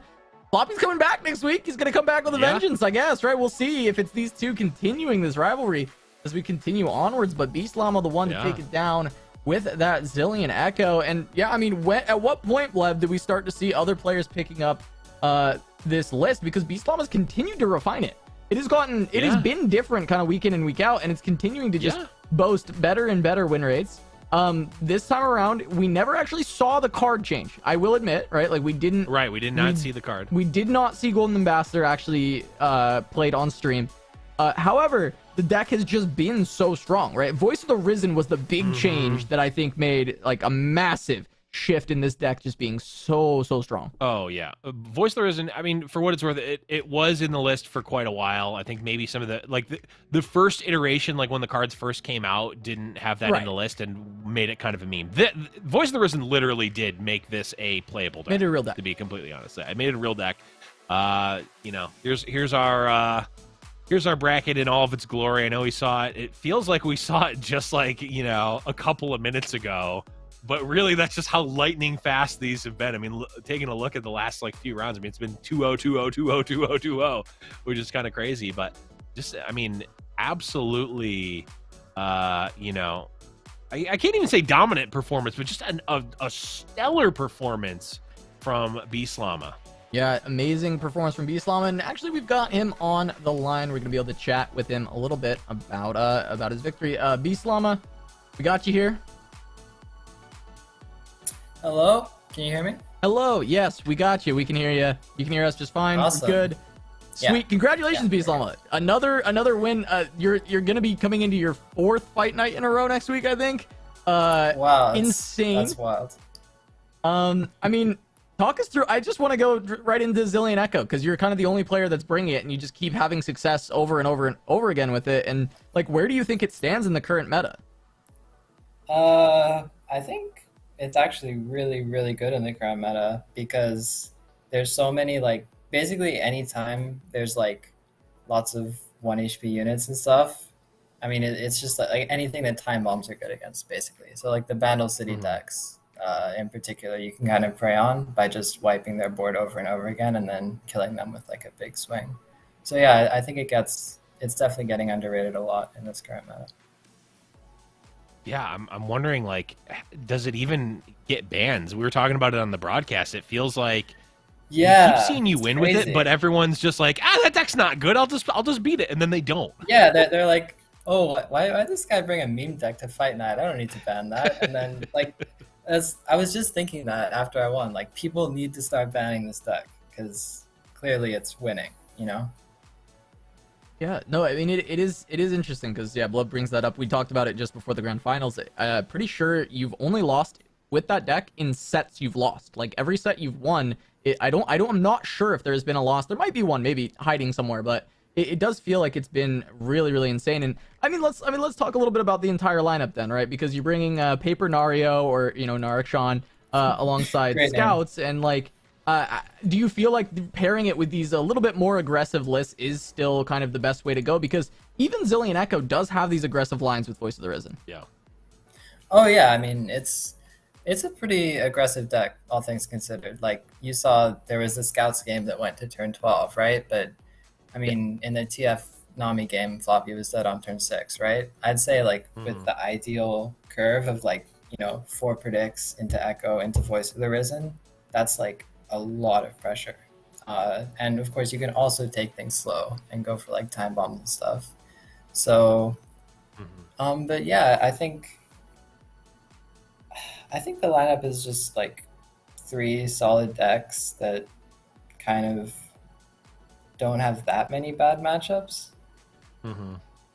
And I think like you generally just ban like whatever deck has the most removal.